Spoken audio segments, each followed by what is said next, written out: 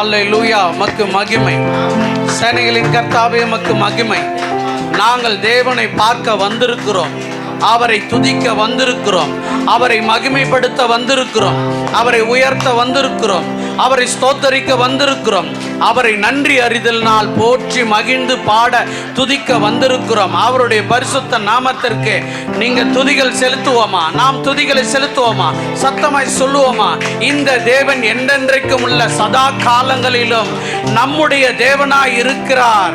உயிரோடு இருக்கிறவரை நாம் போற்றி பாடி துதிக்க, எழுந்தவரை நாங்கள் போற்றி பாடி துதிக்க, அவர் எங்களோடு மத்தியில் இருக்கிறார் என்று விசுவாசத்தோடு போற்றி பாடி துதிக்க நாங்கள் கூடி வந்திருக்கிறோம். அவருடைய பரிசுத்த நாமத்திற்கு மகிமை, மகிமை, மகிமை, மகிமை. ஹல்லேலூயா, கர்த்தருக்கே மகிமை உண்டாவதாக. கிருபையின் தேவன் உயிரோடு இருக்கிறபடினாலே, அவருடைய பரிசுத்த நாமத்தினாலே உங்கள் யாவரையும் வாழ்த்தி வரவேற்கிறோம். காரணம், இந்த தேவன் என்றென்றைக்கும் உள்ள சதா காலங்களிலும் நம்முடைய தேவனாய் இருக்கிறார். கரங்களை தட்டி மகிமைப்படுத்துவோமா? நம்மோடு அவர் இருக்கிறபடினாலே, இம்மானுவேல் நாமத்தினாலே.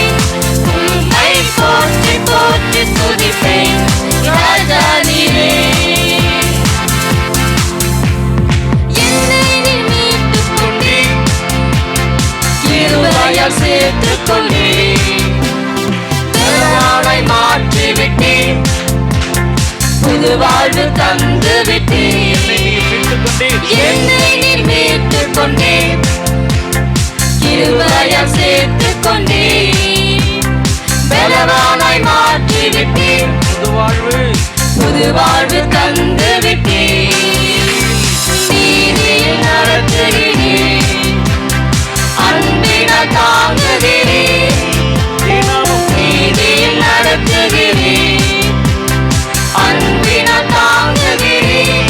உம்மை போற்றி போற்றி துதிப்பேன், தினமும் உயர்த்தி உயர்த்தி பாடுவேன். உம்மை போற்றி போற்றி துதிப்பேன், ராஜா நீரே. உம்மை போற்றி போற்றி துதிப்பேன், தினமும் உயர்த்தி உயர்த்தி பாடுவேன். உம்மை போற்றி போற்றி துதிப்பேன், ராஜா நீரே. பூரண தேவன் நீரே, மகிமையின் ராஜன் நீரே, அற்புத தேவன் நீரே, உண்மையின் ராஜன் நீரே.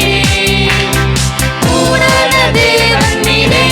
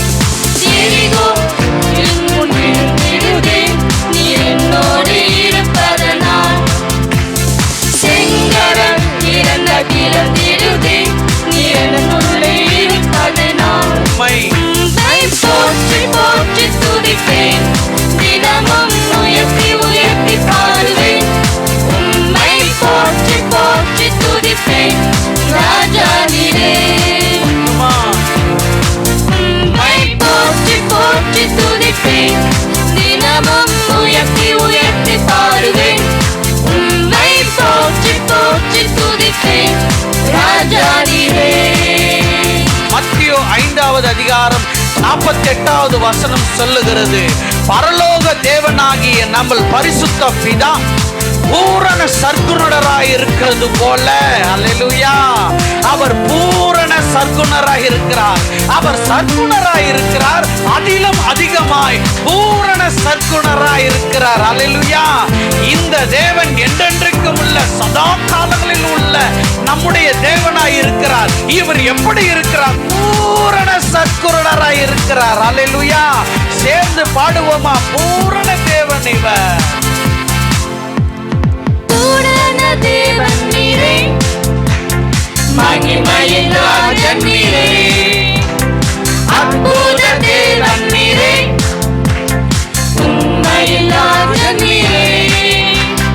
பூரண தேவன் நீரே, மகிமையின் ராஜன் நீரே, அற்புத தேவன் நீரே, உண்மையின் ராஜன் நீரே. தவறின நேரங்களில் எனக்கு தவறாமல் உதவினீரே, தவறின நேரங்களில் எனக்கு தவறாமல் உதவினீரே. ஆகவே தான் உம்மை போற்றி போற்றி துதிப்பேன், தினமும் உயர்த்தி உயர்த்தி பாடுவேன். உம்மை போற்றி போற்றி துதிப்பேன், ராஜா நீரே.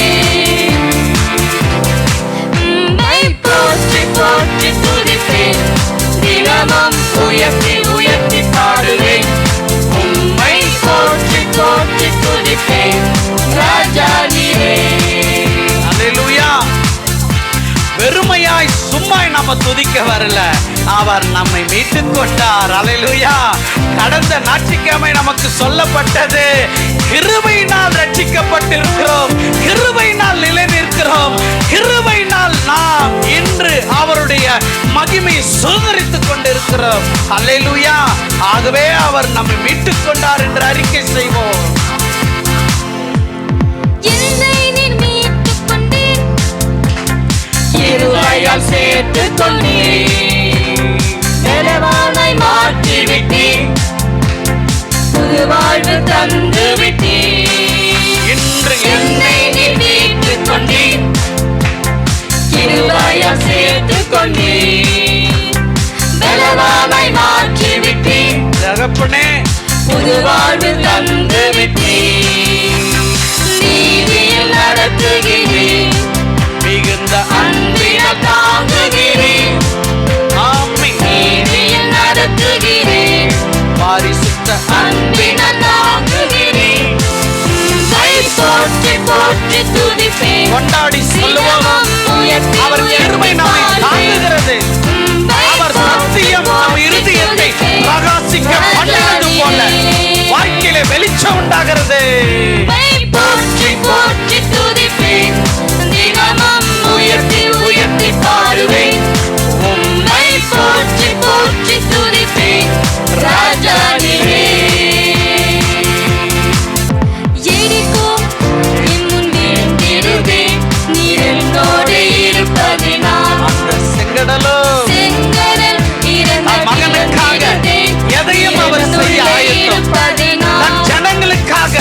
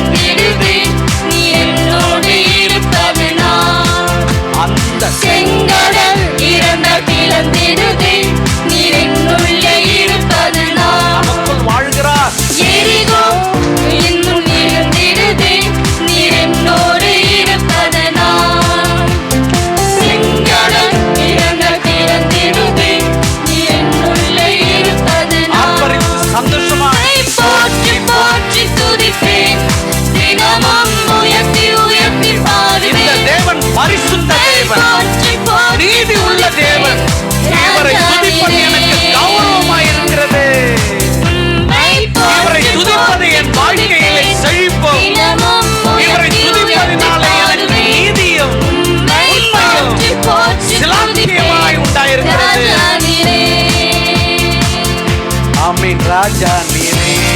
கரங்களை தட்டி இவர் ராஜாதி ராஜா, இவர் தேவாதி தேவன், இவர் சர்வத்திற்கும் அதிகாரியாகிய கர்த்தராகிய கிறிஸ்து இயேசு. இவர் மரணத்தை பரிகரித்ததினாலே உங்களுக்கும் எனக்கும் பிசாசுக்கு முன்பாக அபிஷேகமும் கிரீடமும் மகுடமும் உண்டாயிருக்கிறது. கரங்களை தட்டி அவர் நம்மை ஈடுபடுத்தினார். இனந்தவராக இயேசு கிறிஸ்து மரணத்தினாலே நம்மை கௌரவப்படுத்தி இருக்கிறார். கரங்களை தட்டுவோமா? பிதாவுக்கு பிள்ளையாய் இருக்கும்படியாய், பரிசுத்தருக்கு பிள்ளையாய் இருக்கும்படியாய், தேவதூதர் தூதர்களுக்கு முன்பாக நாம் ராஜாதி ராஜாவுக்கு பிள்ளைகளாக, லேவியர்களாக, ஆசாரியர்களாக. ஆமென் ஆமென். கரங்களை தட்டி அல்லேலூயா. சத்தமாய் சகோதரர்கள் யாராவது துதிப்பார் சத்தமாய் சேர்ந்து கொள்வோம். துதிக்கிறோம்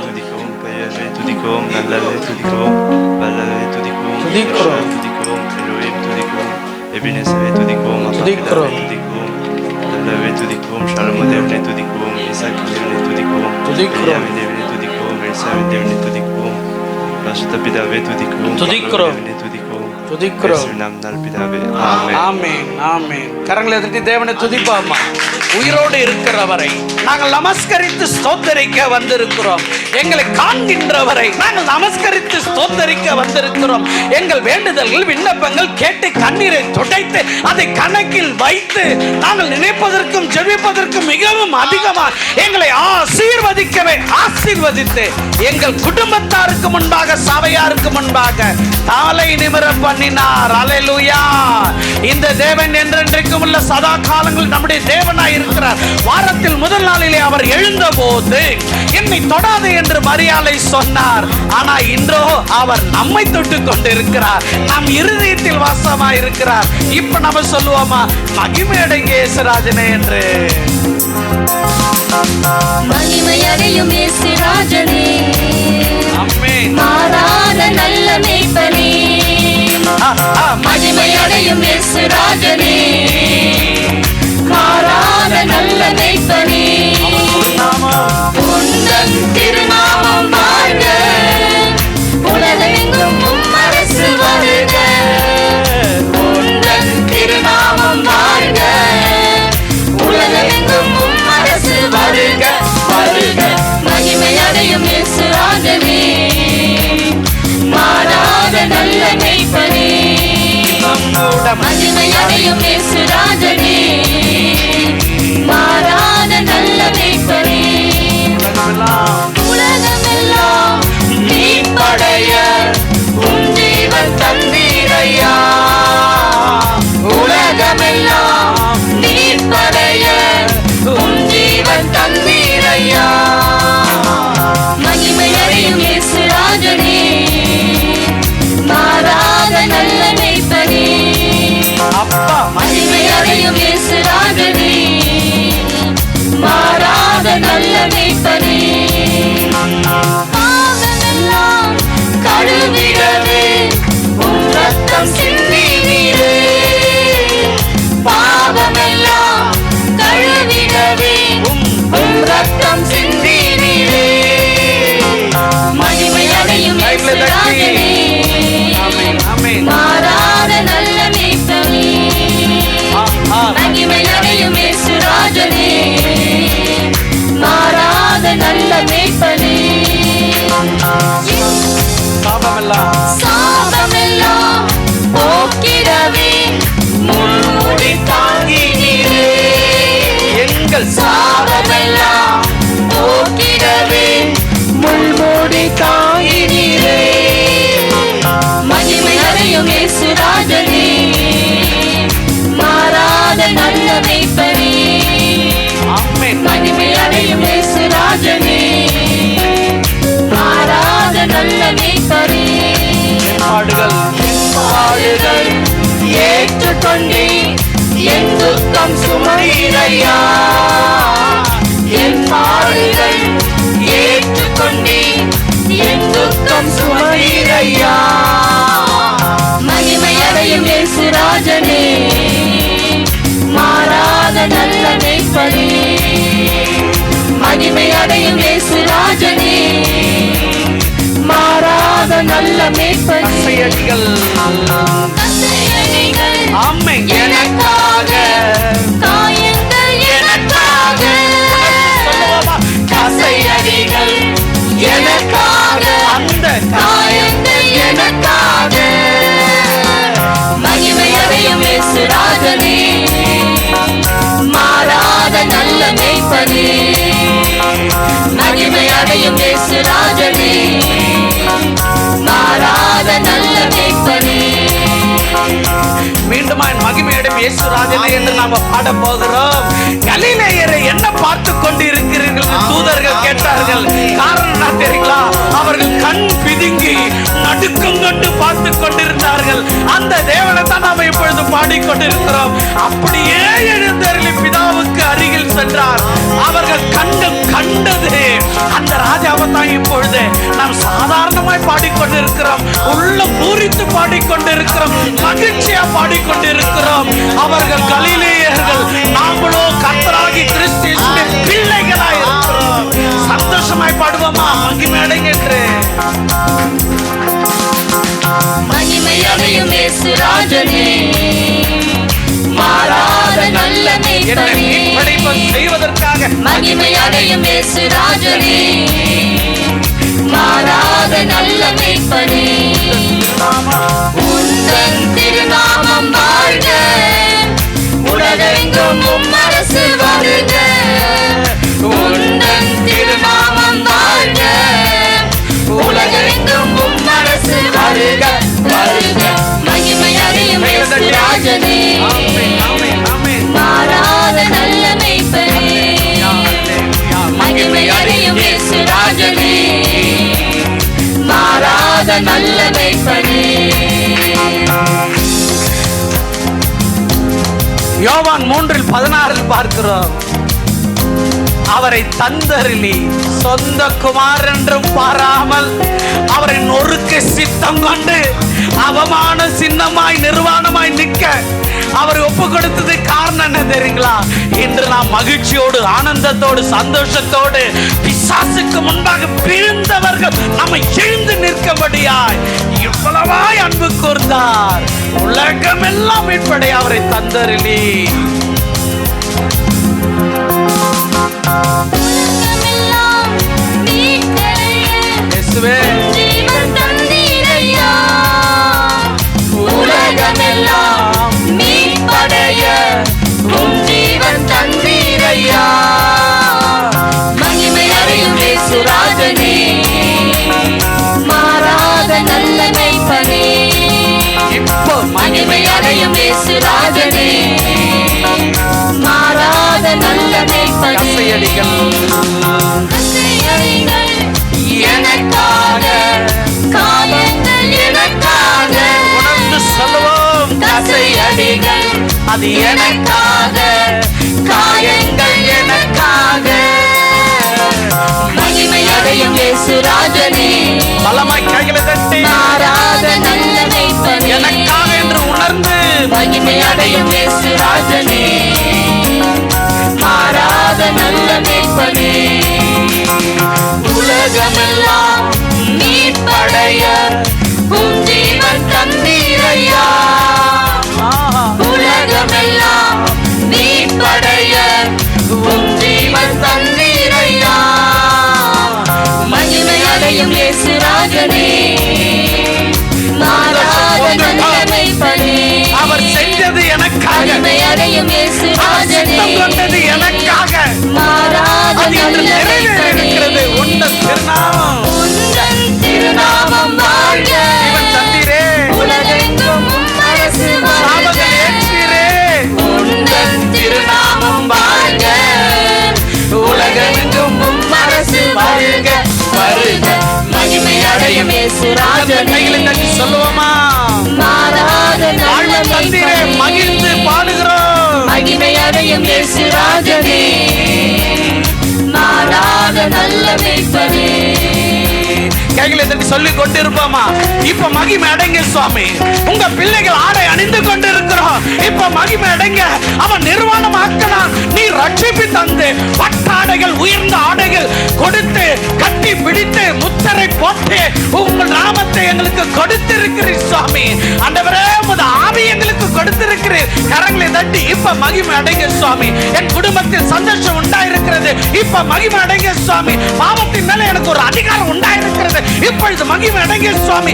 இல்லை என்று அழுத காலம் போய் கொடு கொடு கொடு என்று உள்ளம் பொங்குகிற காலம் வந்திருக்கிறது. ஆகவே மகிமை அடைங்க சுவாமி. தரித்திரம் போகி கிறிஸ்தேசுவுக்குள் ஐஸ்வர்யவானாய் பரிசுத்தவானாய் இப்ப மகிமை அடைங்க சுவாமி. இப்பொழுது மகிமை அடைங்க சுவாமி. இப்பொழுது மகிமை அடைங்க. ஆமென். அல்லேலூயா. சகோதரி சத்தமாய் துதிப்பாங்க. தேவனை மகிமைப்படுத்துவோம். நேசிக்கும் நல்ல தகப்பனே, அப்பா மை துதிக்கிறோம். அப்பா பரிசுத்தரே மை துதிக்கிறோம். ஒருவரும் சேரக்கூடாத ஒளியில் வாசம் செய்கிறவரே மை துதிக்கிறோம். மகிமையின் ராஜாவே மை துதிக்கிறோம். சாரானின் லீலியை துதிக்கிறோம். மகிமையின் தகப்பனே மை துதிக்கிறோம். மகத்துவமானவரே மை துதிக்கிறோம். பரிசுத்தரே மை துதிக்கிறோம். அப்பா நேற்றும் இன்றும் என்றும் மாறாத தேவனே மை துதிக்கிறோம். அப்பா இதோ எங்கள் அனைவரையும் ஒன்று கூட்டினவரே மை துதிக்கிறோம். உம்மை துதிப்பதற்காகவே எங்களை தெரிந்து கொண்டவரே மை துதிக்கிறோம். அப்பா இது எங்களை வெறுமலை தாழ்த்தி உம்மை மாத்திரம் அப்பா உயர்த்துகிறோம். இயேசுவின் நாமத்தின் நல்ல பிதாவே, ஆமென். சத்தியவசனம் சொல்லுகிறது, அன்பினாலே எல்லாவற்றையும். ஆமென். அல்லேலூயா. அன்பினாலே கை கொண்டு திருவசனத்தை கை கொண்டு, அல்லேலூயா, அன்பினாலே கிறிஸ்துவை ஏற்றுக்கொண்டு, அன்பினாலே கிறிஸ்துவை மகிமைப்படுத்தி, அன்பினாலே கிறிஸ்து இயேசுவுக்குள் நடந்து கொண்டு என்று சொல்லுகிறது. அல்லேலூயா. அந்த அன்பின் தேவனை ஆராதித்து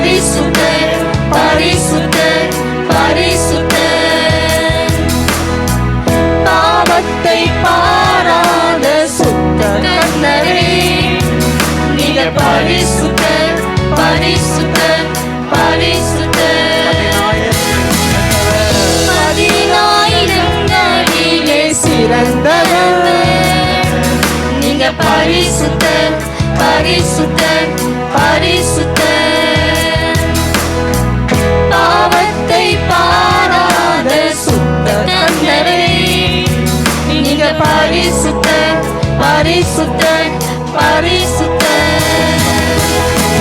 சங்கம் ஒன்றே போதும், அது கீழே இல்லை ஏதும், அழகே உயிரே இயேசுவே,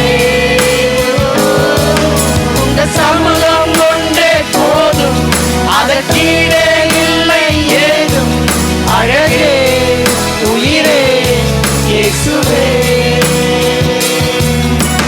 அன்பின் தெய்வம் நீரே,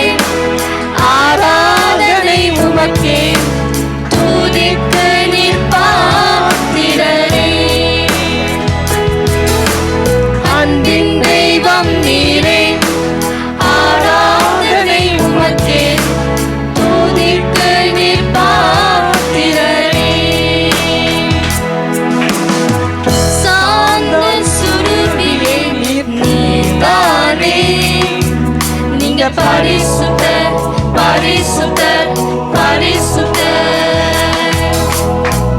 பரலோக பாதையில் நீதானே, நீங்க பரிசுத்தர் பரிசுத்தர் பரிசுத்தர். சுரலி அவர் சாந்த சுரபியே நீதானே, நீங்க பரிசுத்தர் பரிசுத்தர் பரிசுத்தர். பரலோக பாதையே நீதானே, நீங்க பரிசுத்தர் பரிசுத்தர் பரிசுத்தர். சமூகம் உங்க சமூகம் ஒன்றே போதும், அதற்கீடே இல்லை ஏதும். அழகே உயிரே இயேசுவே, உங்க சமூகம் ஒன்றே போதும், அதற்கீடே இல்லை ஏதும். அழகே உயிரே இயேசுவே. அன்பின் தெய்வம் நீரே, ஆராதனை உமக்கே, துதிக்கு நீர் பாத்திரரே. அன்பின் தெய்வம் நீரே, ஆராதனை உமக்கே, துதிக்கு நீர் பாத்திரரே.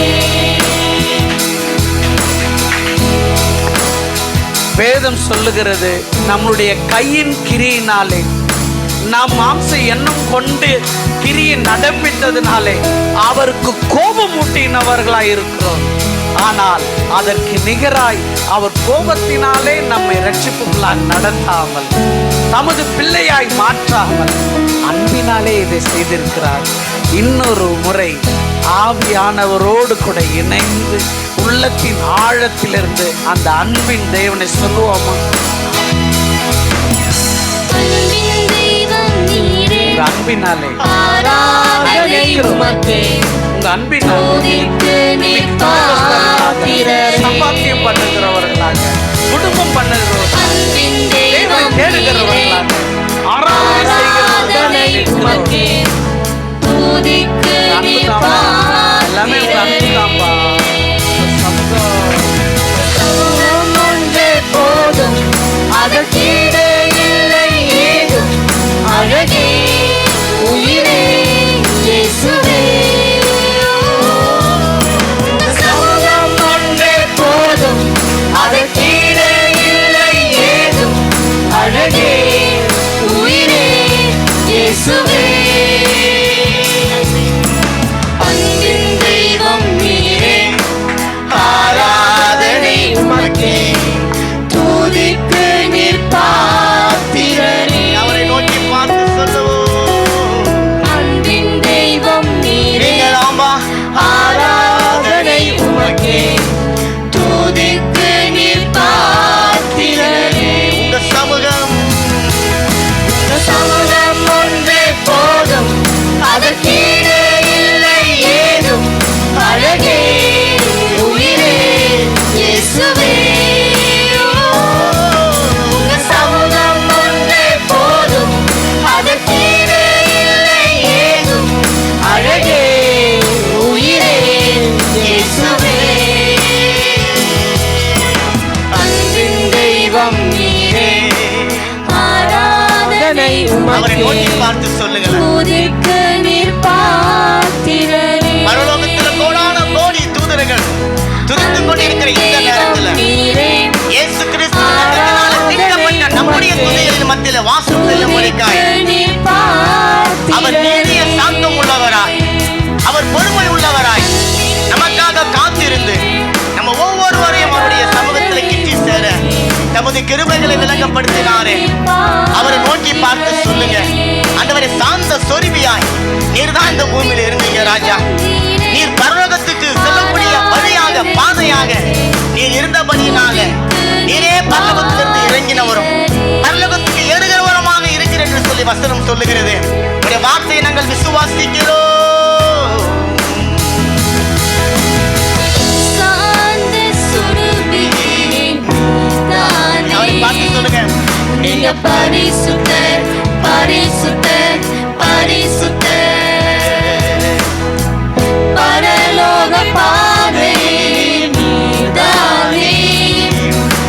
பரிசுத்தர், பரிசுத்தர், பரிசுத்தர். அவரை பார்த்து சொல்லுங்க, சாந்த சொருபியே, சாந்த சொருபியே நீதானே. நீங்க பரிசுத்தர், பரிசுத்தர், பரிசுத்தர். பரலோகத்திற்கு பாதை, பரலோக பாதையே நீதானே. நீங்க பரிசுத்தர், பரிசுத்தர், பரிசுத்தர். உங்க சமூகம் ஒன்றே போதும், அதற்கீடு இல்லை ஏதும். அழகே உயிரே இயேசுவே. உங்க சமூகம் ஒன்றே போதும், அதற்கீடு இல்லை ஏதும். அழகே உயிரே இயேசுவே. இந்த சமூகம், உங்க சமூகம் ஒன்றே போதும், அதற்கீடு இல்லை ஏதும். அழகே உயிரே இயேசுவே. உங்க சமூகம் ஒன்றே போதும், அப்படியே அறிக்கை செய்யுங்க. உங்களுடைய சமூகத்துக்கு வருவதற்கு தடை செய்ய எந்த காரியங்களையும் எங்கள் வாழ்க்கையில வராதபடிக்கு தடை செய்ய உங்களுடைய அன்பு எங்களை ஏவட்டும் ஆண்டவரே. உங்களுடைய அன்பினுடைய ஐக்கியம் எங்களை ஏவட்டும் ஆண்டவரே. ஓ, எப்போ ஞாயிற்றுக்கிழமை வரும், நான் எப்ப தேவனுடைய ஆலயத்துல என்னுடைய கால்கள் நிற்கும் என்று சொல்லி வாஞ்சியோடு வைராக்கியத்தோடு கேட்கக்கூடிய பிள்ளைகளாக இன்னும் அதிகமாய் எங்களை ஏவி உம்முடைய நாமத்தை மகிமைப்படுத்துவதற்காக ஸ்தோத்திரம். உயிரே இயேசுவே. அன்பின் தெய்வம் நீரே, அவரை பார்த்து ஆராதனை உமக்கே. நீர் எங்களை முந்தி அன்பு செய்த துதிக்கு அந்த அன்பை எங்களை ஏவி நெருக்கினபடியினால இன்றைக்கு நாங்கள் உம்முடைய சமூகத்துக்கு வந்திருக்கிறோம். தெய்வம் உம்முடைய கிருபையை ருசி பார்த்து உம்முடைய அன்பில நிலைத்து நின்று உம்முடைய ஐக்கியத்துல பலப்பட ஆவியானவர் எங்களை கொண்டு வந்து சேர்த்த உம்முடைய மகா பெரிய கிருபைக்காக நன்றி, நன்றி, நன்றி. அப்படியே கரங்களை உற்சாகமாக தட்டி ஆண்டவர் எங்கள் துதியின் மத்தியில வாசம் செய்வதற்காகவே நீ இந்த நாளில் எங்கள் மத்தியில இறங்கி வந்திருக்கிறேன். என் பரிசுத்தர், பரிசுத்தர், பரிசுத்தர் என்று சொல்லி எங்கள் வாழ்க்கையை உம்முடைய பரிசுத்தத்துக்கு நேராக வழிநடத்த முடிக்க பரிசுத்தருடைய ஆணிப்படந்த கரங்களுக்குள்ள ஒப்பு கொடுக்கிறோம். துதிகள், கனங்கள், மகிமைகள், புகழ்ச்சிகள் கர்த்தராகிய இயேசு கிறிஸ்துவின் நாமத்திற்கு எடுக்கிறோம். ஜீவனும் வல்லமையும் உள்ள நல்ல பரலோக பிதாவே, ஆமென். நல்ல உற்சாகமை கரங்களை தட்டி தேவனுடைய மகிமையான பிரசன்னத்திற்குள்ளார நல்ல இன்னும் சத்தமாய் அல்லேலூயா.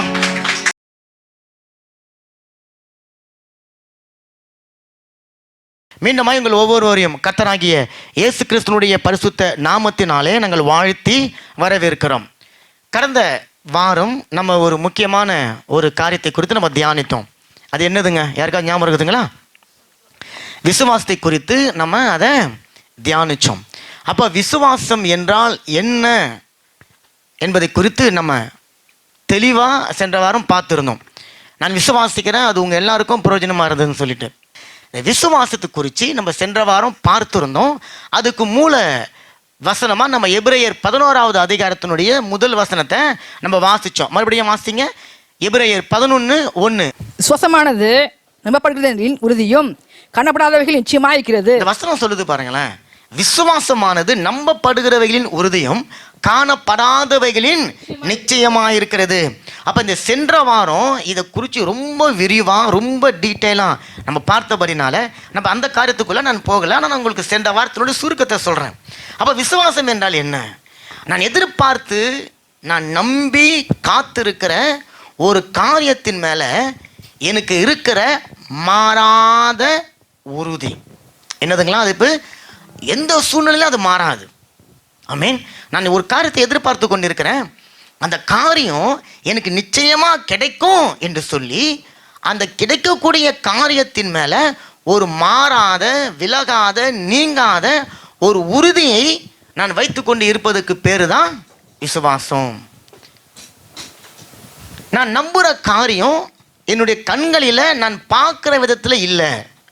நான் எதிர்பார்த்து கொண்டு இருக்கிற காரியம் நான் தொட்டு அதை தடவி பார்த்து பெற்றுக்கொள்ளக்கூடிய ஒரு நிலையில் நான் இல்லை.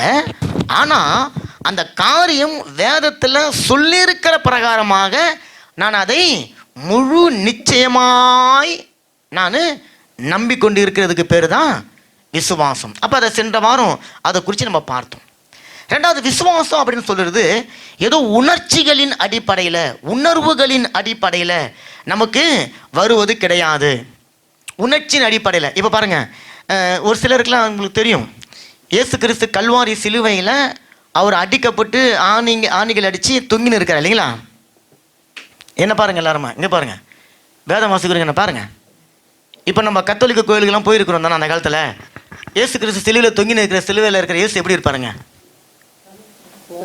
குனிஞ்சிருப்பார். அவர் மேலாம் அப்படி இருக்குங்க? அப்படியா?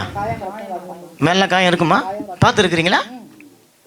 இப்படி நோன் எங்கே பார்த்த? 5 ஆணி மட்டும் தான் இருக்கும். அந்த 5 ஆணிலேருந்து ஒரு சொட்டு ரத்தம் ஊற்றுற மாதிரி இருக்கும். அழகாக மீதெல்லாம் மேக்கப் பண்ணி நல்லா அழகாக இயேசு வச்சுருப்பாங்க. ஆனால் இயேசு கிறிஸ்து கல்வாரி சிலுவையில் எப்படி அடிக்கப்பட்டான்னு சொல்லிட்டு இந்த பசியோன் த கிறிஸ்து, பேஷன் ஆஃப் கிறிஸ்ட் அப்படின்ற படத்தில் அந்த பகுதியை காட்டுவாங்க. அந்த பகுதியை பார்த்துட்டு யார் சிரிச்சுன்னு பார்த்தீங்க? அதை எவ்வளோ பெரிய மகா கொடுமைக்காரனாக இருந்தாலும், இயேசுவே கடவுள் இல்லைன்னு ஒருத்தவங்க சொல்லவனா இருந்தாலும், இயேசுவே எனக்கு பிடிக்காதுப்பா, நான் கிறிஸ்துவன் இல்லைன்னு சொல்கிற ஒரு மனுஷனாக இருந்தாலும், அந்த காரியங்களை பார்க்கும்போது அவனுடைய இருதயம் என்ன பண்ணும்? கல் மனசு கூட கரையும். ஐயோ இயேசு எனக்கு அடிச்சிட்டாங்களா, ஐயோ அடிச்சிட்டாங்களா, ரத்தம் வருது, ஐயோ இயேசு காயமாயிடுச்சு, ஐயோ தாடை பிச்சுன்னு தொங்குது, ஐயோ கண்ணு வெளியே வந்துச்சு அப்படின்னு பார்த்துட்டு பரிதாப உணர்ச்சியில் அல்லது உணர்ச்சி வசப்பட்டு இயேசு தான் கடவுளுங்க, அவர் தான் மெய்யான தேவன் அப்படின்னு விசுவாசிக்கிறது விசுவாசம் கிடையாது. ஏன்? அப்போ அந்த படத்தில் காட்டினது இயேசுவும் கிடையாது. இயேசு கிறிஸ்து ஏற்றுக்கொண்ட அந்த பாடுகளை 100% அந்த படம் நமக்கு வெளிப்படுத்தலை. பைபிள் சொல்றது, கண்டு விசுவாசிக்கிறதை விட காணாமல் விசுவாசிப்பது பாக்கியவான் மேல். அப்போ வேத வசனத்தில் இயேசு எப்படி பாடுபட்டார் என்று சொல்லியிருக்கிற அந்த காரியத்தின் அடிப்படையில் உணர்ச்சிகளின் பிரகாரமாக நான் தீர்மானம் எடுக்காமல் அறிவின் பிரகாரமாக நான் எடுக்கிறேன்.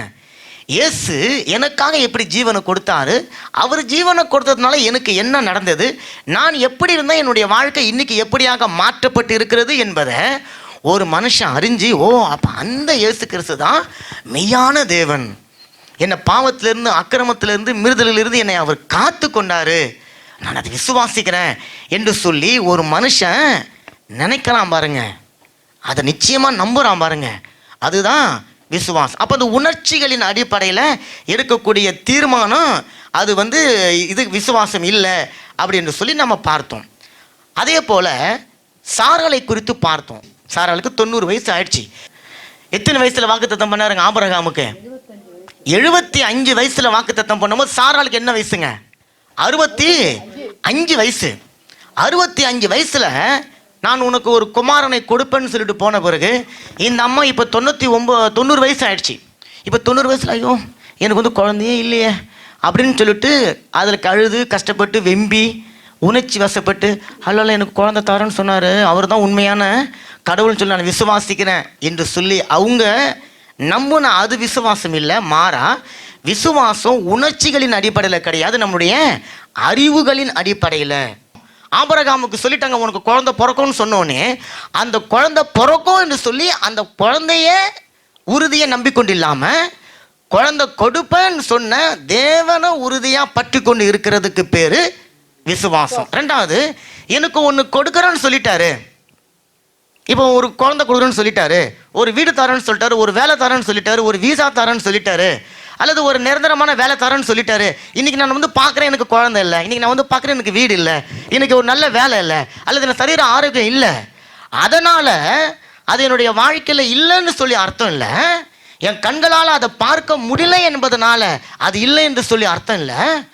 ஆனால் அது என் கண்ணில் பார்க்குற விதத்தில் கிடையாது, ஆனால் பைபிளில் அது இருக்குது. என்னுடைய வாழ்க்கையில் இன்னும் அது இல்லை, ஆனால் தேவனுடைய வார்த்தையில் அது இருக்குது. அப்போது இயேசு கிறிஸ்துவனுடைய வாயிலிருந்து புறப்பட்ட அந்த வார்த்தையினால் சொல்லப்பட்ட வாக்கு தத்தத்தில் எனக்கு ஒரு குழந்தை இருக்குது, எனக்கு ஒரு வீடு இருக்குது, எனக்கு ஒரு வேலை இருக்குது, எனக்கு தேவையான சகல ஆசீர்வாதங்களும் இருக்கிறது. நான் அதை கண்ணால் பார்க்கல, ஆனால் அது நிச்சயமாக எனக்கு கிடைக்கும் என்று சொல்லி நான் அதன் மேலே முழு நிச்சயமாக காத்து கொண்டு இருக்கிறதுக்கு பேர், நம்பிக்கொண்டு இருக்கிறதுக்கு பேர், எதிர்பார்த்து கொண்டு இருக்கிறதுக்கு பேர் தான் விசுவாசம். வேதத்தின் வசனத்தின் அடிப்படையில் எனக்கு கொடுப்பேன்னு வாக்குத்தத்தம் பண்ணியிருக்கிற அந்த வாக்குத்தத்தத்தின் அடிப்படையிலையும் எனக்கு வாக்குத்தத்தம் தந்தவர் யாரு அவர் எப்படிப்பட்டவர், அவரால் எனக்கு வாக்குத்தத்தம் கொடுத்ததை செய்யறதுக்கு வல்லமை இருக்குதா இல்லையா, அவருக்கு கெப்பாசிட்டி இருக்கா, அவருக்கு கப்பாபிள் இருக்கா அப்படின்னு சொல்லி பார்த்து வசனத்தில் வாசித்து அறிந்து நம்புவதுக்கு பேர் தான் விசுவாசம் என்று சொல்லி நம்ம பார்த்தோம். ரெண்டாவது, விசுவாசம் என்பது நம்முடைய சூழ்நிலைகள் அதை பார்த்து எடுக்கிற தீர்மானம் இல்லை, நம்முடைய உணர்வுகளின் அடிப்படையில் எடுக்கிற தீர்மானமும் கிடையாது, கண்களால் பார்த்து எடுக்கக்கூடிய ஒரு தீர்மானமும் அது கிடையாது. மாறா இந்த விசுவாசம் என்பது தேவனுடைய வார்த்தையை மட்டுமே நம்பி, தேவனுடைய வல்லமையை மட்டுமே நம்பி எடுக்கக்கூடிய ஒரு தீர்மானம், அல்லது அதை நிச்சயமாக நம்புவதற்கு பேர் தான் என்னதுங்க, விசுவாசம். அப்போ இந்த விசுவாசத்தை குறித்து நம்ம பார்த்தோம். விசுவாசம் நம்ம பலப்படுத்தும், விசுவாசம் நம்ம ஊன்ற கட்டும், விசுவாசம் நமக்குள்ள நம்பிக்கையை கொண்டு வரும், விசுவாசம் நமக்குள்ள பெரிய பெரிய அற்புதங்களை செய்யும், அடையாளங்களை செய்யும். விசுவாசம் உங்களுடைய வாழ்க்கையை, என்னுடைய வாழ்க்கையை மாற்றும். அப்போ அந்த விசுவாசத்தை தான் நம்ம சென்ற வாரம் பார்த்தோம். ஏன்னா நம்ம கிறிஸ்துவமே விசுவாசத்தின் அடிப்படையில் கட்டப்பட்டு இருக்கிறது. கிறிஸ்துவமே விசுவாசத்தின் அடிப்படையில், பாசு தான் விசுவாசம், பாசு தான் விசுவாசம். அந்த விசுவாசம் உங்களுக்கும் எனக்கும் இல்லைன்னு சொன்னால் தேவனிடத்திலிருந்து நம்ம ஒன்றை பெற்றுக்கொள்ள முடியாது. அப்போ இன்றைக்கு நம்ம வாசித்த அந்த வார்த்தை பாருங்க, எபிரேயர் 11வது அதிகாரம் 4வது வசனம். மறுபடியும் வாசிங்க டக்குன்னு ஒருத்தவங்க. விசுவாசத்தினாலே ஆபேல் காயுடைய பலியிலும் மேன்மையான பலியை தேவனுக்கு செலுத்தினான், அதனாலே அவன் நீதிமான் என்று சாட்சி பெற்றான். அவருடைய காணிக்கைகளை குறித்து தேவன் சாட்சி கொடுத்தார், அவன் மரித்தும் இன்னும் பேசுகிறான். பாருங்க, இந்த வசனம் சொல்லுது எபிரேயர் 11:4, விசுவாசத்தினாலே ஆபேல் காயினுடைய பலியிலும் மேன்மையான பலியை தேவனுக்கு செலுத்தினான். அப்ப நான் சொன்னேன் போன வாரம், விசுவாசம் என்றால் என்ன, ஏன் விசுவாசிக்கணும், எதை விசுவாசிக்கணும், எதை விசுவாசிக்கணும்னு சொல்லும் போது தான் தேவன் உன்னென்றும் அவரை தேடுகிறவர்களுக்கு பலன் தருகிறவர் என்றும் சொல்லி நாம் அதை விசுவாசிக்கணும். அப்போ இன்னைக்கு நம்ம வாசிச்ச அந்த எபிரேயர் 11வது அதிகாரம் 4வது வசனம் சொல்லுது, விசுவாசத்தினால தான் ஆபேல் காயினுடைய பலியை பார்க்கலும் மேன்மையான பலியை செலுத்தினான். இந்த சம்பவம் ஆதியாகமம் 4வது அதிகாரத்தில் 3லிருந்து 4 வரை உள்ள வேத பகுதியில் வாசிக்கும் போது நம்ம நல்லா புரிஞ்சுக்க முடியும்.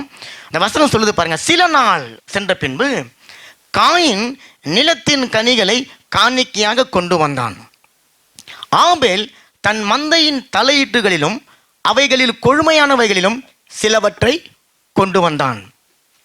ஆபேலையும் அவன் காணிக்கையும் கர்த்தர் அங்கீகரித்தார். அப்போ இன்னைக்கு செய்தியினுடைய தலைப்பு, போன வாரம் பார்த்தோம் விசுவாசம் என்றால் என்ன, இன்னைக்கு செய்தியினுடைய தலைப்பு விசுவாசம் கொடுக்கும். விசுவாசம் என்ன பண்ணும், கொடுக்கும். எதை கொடுக்கும், எப்படி கொடுக்கும் அப்படின்னு சொல்லிட்டு நம்ம பார்க்க போகிறோம். இன்னைக்கு முடியாது, அடுத்துக்கு வாரம் பார்க்கலாம். இப்போ நல்லா கவனிச்சின்னா, சில நாள் சென்ற பிறகு முதல்ல காணிக்கையை கொண்டு வந்தது யாருங்க, கொண்டு வந்தது யாருங்க, முதல்ல காயின் தான் காணிக்கையை கொண்டு வரான். காயின் காணிக்கையை கொண்டு வரான்.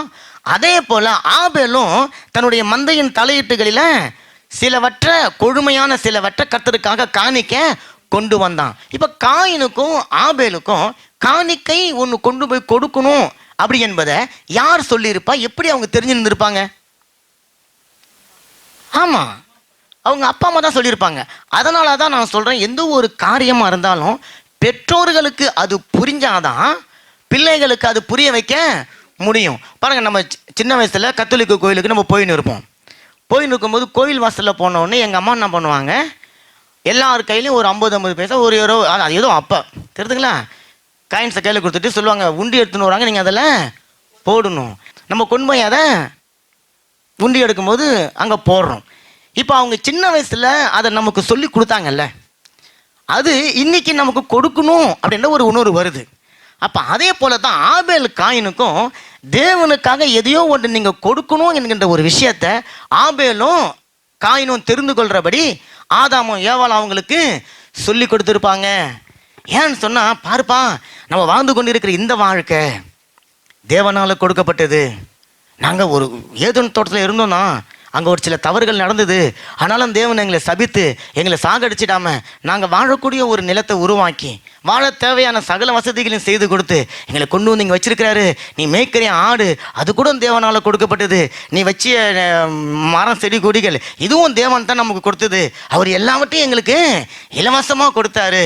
எதன் நிமித்தமாக கொடுத்தாரு? எங்கள் மேலே வச்ச அன்பின் நிமித்தமாக அதை கொடுத்தாரு. நாங்கள் பாவம் செஞ்சிட்டோம், தேவ மகிமையை இழந்து போனோம், நிர்வாணமாக இருந்தோம். தேவன் எங்களை அப்படியே துரத்தி விடாமல் எங்களுக்காக ஒரு மிருகத்தை பலியாக கொடுத்து அந்த தோலை எடுத்து எங்களுக்காக ஆடை தைச்சி அதை போட்டாரு. இப்போ நீ போட்டுனுக்கிறிய ட்ரெஸ்ஸு, இது கூட அவர் கொடுத்தது உனக்கு. நீ வச்சுன்னுக்கிறிய இந்த நிலபுலங்கள் எல்லாம், உன்னுடைய ஆசீர்வாதங்கள் எல்லாம், இது உனக்கு தேவனுக்கு கொடுத்ததுப்பா அப்படின்னு சொல்லி சொல்லி சொல்லி சொல்லி சொல்லி அந்த பிள்ளைங்களுக்கு வளர்க்குறாங்க. அப்போ பிள்ளைகள் பெரியவர்களாக இருப்பாங்க. ஒரு நாள் வந்து இருக்கும். இப்போ அவங்களுடைய இருதயத்தில் காணிக்க கொடுக்கணுன்ற எண்ணம் வந்தது. 2 பிள்ளைகளுக்கும் ஒரே நேரத்தில் வந்தது. ஏன்னா ஒரே தாய் தகப்பனுக்கு அவங்க பிறந்ததுனால 2 பேரும் காணிக்க கொடுக்கும்படிக்காகத்தான் வந்தாங்க. யாராவது இங்கே வந்து இப்போ காயினை குறித்து அவர் அழிவு போன பழத்தை எடுத்துன்னு வந்தார், ஆப்பிள் எடுத்துன்னு வந்தார், மாங்காய் எடுத்துன்னு வந்தார், இவர் போய் நல்ல கொழுகொன்னுக்கிற ஆட்டை அப்படிலாம் போட்டுக்குதா? கொழுமையானவற்றை ஆப்பிள் கொண்டு வந்தான்னு போட்டிருக்கு. காயின் எப்படி போட்டுக்குதுங்க? நிலத்தின் கனிகளை கொண்டு வந்தான் காணிக்கையா, அவ்வளோதான். இவன் கெட்ட கனிகளை கொண்டு வந்து கொடுக்கல. ஆனால் 2 பேரும் காணிக்கையை கொடுக்கணும் என்கின்ற எண்ணம் அவர்களுக்குள்ள வந்தது. 2 பேரும் காணிக்கை எடுத்துன்னு வந்தாங்களாம். எடுத்துன்னு வந்து தேவனுடைய சமூகத்தில் வைக்கிறாங்களாம். வச்சவனே வசனம் சொல்லுது, ஆபேலையும் அவன் காணிக்கையும் கர்த்தர் அங்கீகரித்தார். இப்போ நல்லா கவனிங்க. அப்போ ஆபேலையும் அவனுடைய காணிக்கையும் கர்த்தர் அங்கீகரிச்சாருன்னு சொன்னா ஏதோ ஒரு குறைவு காயினிடத்துல இருந்தது. அந்த குறைவு அவனுடைய காணிக்கையை கர்த்தர் அங்கீகரிக்க முடியாமல் போயிடுச்சு. இன்னைக்கு இந்த ரகசியத்தை நம்ம தெரிஞ்சுக்கணும். நம்ம கர்த்தருக்காக கொடுக்குறோம், காணிக்கை கொடுக்குறோம், தசமபாகம் கொடுக்குறோம், ஊழியர்களுக்கு கொடுக்குறீங்க, சபைக்கு கொடுக்குறீங்க, எல்லாம் கொடுக்குறீங்க. எதன் அடிப்படையில் கொடுக்குறீங்க? ஒரு சிலர் பாருங்க, நம்ம சபையில் பொதுவாக ஒரு சில சபைகளில் நிறைய பணம் கொடுப்பாங்க, கேள்விப்பட்டிருக்கீங்க, லட்சக்கணக்கா. இப்போ அந்த அம்மா அவ்வளோ காசு கொடுத்தாங்கல்ல, அவங்க கொடுத்ததனுடைய அவங்களுடைய மோட்டிவ், அவங்களுடைய சிந்தனை எதை நினச்சின்னு கொடுத்தாங்க என்பதை பொறுத்து தான் அந்த காணிக்கை அங்கீகரிக்கப்பட்டதா அங்கீகரிக்கப்படலையா. இப்போ நீங்கள் 10 லட்சம் கொடுத்தாலும் 10 ரூபா கொடுத்தாலும் கொடுக்குற மோட்டிவ்னு உனக்கு இல்லை, உள்நோக்கம், கரெக்டான வார்த்தை. அந்த உள்நோக்கம் என்னவா இருக்குது? இந்த ஆள் கேட்டுட்டாருயா, இவரு கேட்டுட்டாரு, வேற நம்ம இல்லைன்னு சொன்னால் தப்பாயிடும், ஒரு நோக்கத்தில் கொடுக்குறது. இன்னொன்று, இந்த பிரதர் கொடுத்துட்டாரு, நானும் கொடுக்காட்டினா சபையில் தப்பாக எடுத்துக்குவாங்க. இந்த மாதிரி பல நோக்கங்கள். அல்லது அவர் கேட்டுட்டாரு, நான் இல்லைன்னு சொன்னால் அவருடைய மனசு கஷ்டப்படும். நம்ம உள்ள ஒன்று சொல்லுவாங்க அடிக்கடி, கேட்கவா மாட்டான் அந்த திடீர்னு வந்து என்கிட்ட கேட்டுட்டாரு, நான் இல்லைன்னு சொல்லுறதுக்கு எனக்கு வாயி வரலை, அதனால கொடுத்துட்டேன். இது எல்லாமே நீங்கள் கொடுத்ததற்கான ஒரு நோக்கத்தோடு தான் நீங்கள் கொடுக்குறீங்க. ஆனால் வசனம் சொல்லுது நீங்கள் எப்படி கொடுக்கணும். இன்னைக்கு அதை தான் தெரிஞ்சுக்க போகிறோம். நீங்கள் கர்த்தருடைய சமூகத்தில் விதைக்கிற ஒவ்வொரு விதையும், அதான் பணம் தான் விதை. அதை நான் சொல்கிறேன், உங்களுக்கு நிறைய இடத்த சொல்லுவேன். பணம் தான் விதை, அல்லது நீங்கள் விதைக்கிற ஏதோ ஒன்று விதை, அது நேரமாக நான் சொல்கிறேன் விதமாக. இப்போ நம்ம பணத்தை பற்றி, காணிக்கை பற்றி பேசின்னு வரோம். அப்போ இந்த காணிக்கை நீங்கள் விதைக்கிறீங்களே, அது வளரமா வளரக்கூடாதா? வளரணும். உங்களுக்கு 30, 60, 100 மடங்கு நீங்கள் பலன் அடைக்கணும். ஓகேவா? அப்போ நீங்கள் விதைக்கும் பொழுது உங்களுடைய நோக்கம் எப்படி இருக்குதோ அந்த நோக்கத்தின் அடிப்படையில் தான் அந்த விதை உங்களுக்கு வளரும். ஆமென். இப்போ நல்லா கவனிச்சுக்கோங்க. இங்கே வசனம் சொல்லுது, ஆபேலையும் அவனுடைய காணிக்கையும் கர்த்தர் அங்கீகரித்தார். வசனத்தை மாற்றி போடுங்க, காயினையும் அவனுடைய காணிக்கையும் கர்த்தர் அங்கீகரிக்கவில்லை. அப்போ ஆபேலுக்கும் காயினுக்கும் ஏதோ ஒரு விசேஷமான வித்தியாசம் இருந்தது. அது தேவன் பார்த்துட்டாரு. அது என்னன்னு சொல்லி தான் எபிரேயர் 11:4 சொல்லுது. இப்போ வாசிங்க. ஆபேல் காயினுடைய பலியிலும் மேன்மையான பலியை தேவனுக்கு செலுத்தினார். பாருங்க, வசனம் இப்படி சொல்லுது, ஆபேல் காயினுடைய பலியிலும் மேன்மையான பலியை தேவனுக்கு கொடுத்தாங்க, அதனால தான் தேவன் ஏற்றுக்கொண்டார்னு வசனம் சொல்லுதா? அப்படியா சொல்லுதுங்க? காயின் கொடுத்ததை விட ஒரு மேன்மையான கொடுத்துட்டாரு. அதனால தான் தப்பாக புரிஞ்சு என்ன சொல்லிட்டாங்கன்னா, அப்போ வந்து காயின் வந்து ஏதோ அழிவு போன பழம், பிஞ்சியான பழத்தை கொடுத்துட்டான், ஆபேல் வந்து நல்ல முழுக்கு மூணுங்கிற ஆட்டுக்கொம்பை கொடுத்துட்டான் அப்படின்னு சொல்லின்னு இருப்பாங்க. வசனம் அப்படியா சொல்லுது? ஆபேல் காயினை விட மேன்மையா கொடுத்தாங்க, உச்சிதமா கொடுத்தான், உயர்ந்ததை கொடுத்தான், பெஸ்டா கொடுத்தான், கலித்தேவா கொடுத்தான். அதனால தான் கர்த்தர் ஏற்றுக்கொண்டாரு இருக்குதான் இல்ல. வசனம் சொல்லுது விசுவாசத்தினால. அல்லேலூயா, கரங்களை தட்டுங்க. விசுவாசத்தினால ஆபேல் தன்னுடைய காணிக்கையை கொண்டு வந்தான். காயின் நான் காணிக்கை கொடுக்கணுமே அப்படின்னு சொல்லி கொண்டு வந்து கொடுத்தான். ஒரே அப்பா அம்மா தான் 2 பிள்ளைகளுக்கும் போதிக்கிறாங்க. கர்த்தர் நமக்கு கொடுத்தது எல்லாம் இலவசம்பா. என்கிட்ட இருக்கிறது எல்லாம் அவருடையது, அவருடையதான். நான் பார்க்குறேன், நான் தொடுறேன், நான் உணர்றேன், நான் சாப்பிட்றேன், நான் புசிக்கிறேன், நான் குடிக்கிறேன், எல்லாமே நான் உழைச்சி சம்பாரிச்சது கிடையாது. கர்த்தர் எனக்கு கிருபையாக கொடுத்தது. அதை நான் தேவனுக்கு கொடுக்கணும் என்று சொல்லி ஆபேல் விசுவாசிக்கிறான். காயினு எங்க அப்பன் சொல்லிட்டான், எங்க அம்மா சொல்லிட்டாங்க, பாஸ்டர் கேட்டுட்டாரு, சபையில கேட்டுட்டாங்க அப்படின்னு சொல்லி வந்து அவன் கொடுத்தான். இப்ப வசனம் பாருங்க, ஆபேலையும் அவனுடைய காணிக்கையும் கர்த்தர் அங்கீகரித்தார். அல்லேலூயா, கரங்களை தட்டுங்க, கரங்களை தட்டுங்க. பாருங்க, கர்த்தரால் அங்கீகரிக்கப்படுவதுதான் மெய்யான ஒரு அங்கீகாரம். பாருங்க, ஆபேல் தெரிந்தோ தெரியாமலையோ தேவனுடைய இருதயத்தின் உணர்வை புரிஞ்சு வச்சுக்கலாம். பாருங்க, நான் ஒன்றை கொடுக்க போறேன், அதனுடைய விசுவாசத்தின் அடிப்படையில். எப்படி தெரியுங்களா? நான் கொடுக்கிறேன், நான் கொடுக்கறதுனால என்னுடைய வாழ்க்கையில குறைவு வந்து விட போவது கிடையாது. நான் அதை கர்த்தருக்கு கொடுக்கறதுனால கர்த்தருக்கு அதை திரும்ப கொடுக்காம இருக்க போவது கிடையாது. நான் கர்த்தருக்கு கொடுக்கிறத அவர் பல மடங்கு எனக்கு திரும்ப ஆசீர்வாதமாக கொடுப்பார் என்று சொல்லி ஆபேல் விசுவாசித்தான், அதை செயல்பட செய்தான். கரங்களை தட்டி சொல்லுங்க. அப்ப ஆதாமும் ஏவாளும் அவங்கிட்ட சொல்ல சொல்ல சொல்ல ஆபேலுடைய இருதயத்துல அது எப்படி தம்மா ரெக்கார்ட் ஆனிச்சு?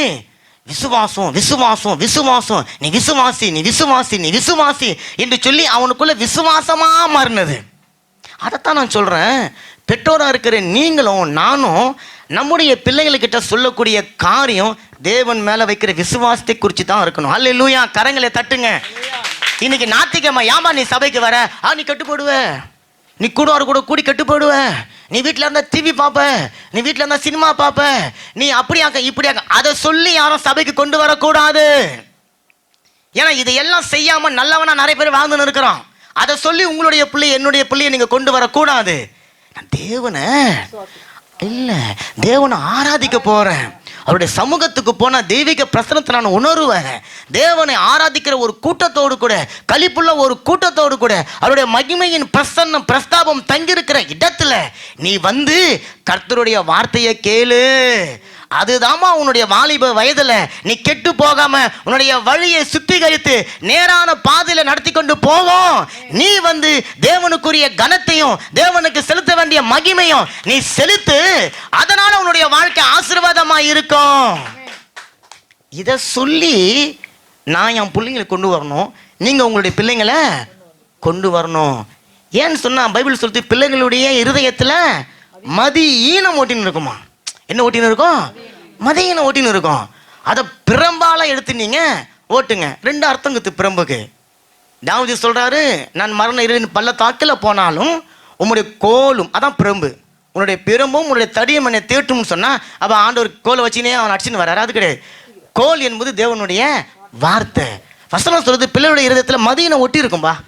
ஏன்னா பிள்ளைங்க, சின்ன பிள்ளைங்க, அந்த மதியினத்தை தேவனுடைய வார்த்தையினால தான் நீக்கணும், வசனத்தினால நீக்கணும். அதை விட்டுட்டு நீ நீ கெட்டு போடுவ, நீ டிவி பார்த்தா கெட்டு போடுவ, நீ அதை பார்த்தா கெட்டு போடு, இதை பார்த்தா கெட்டு போடுன்னு சொன்னா நீ எதை பேசின்னு இருக்கிறோம்? அவிவிசுவாசத்தை உங்க பிள்ளைங்களுக்கு கூட விதைச்சுன்னு இருக்கிறோம். அப்ப ஆண்டவர் சொல்றாரு, நான் சொல்றேன், வசனம் சொல்லுது, உன்னுடைய பிள்ளைங்களை கொண்டு வரும்போது நீ சொல்லுங்க, தேவனுடைய ஆலயத்துல உன்னுடைய கால்கள் போய் நிற்கணும்பா. மகா பரிசுத்த ஸ்தலத்துல தேவனுடைய பிரசனத்துக்குள்ள போய் நீ நிற்கணும்.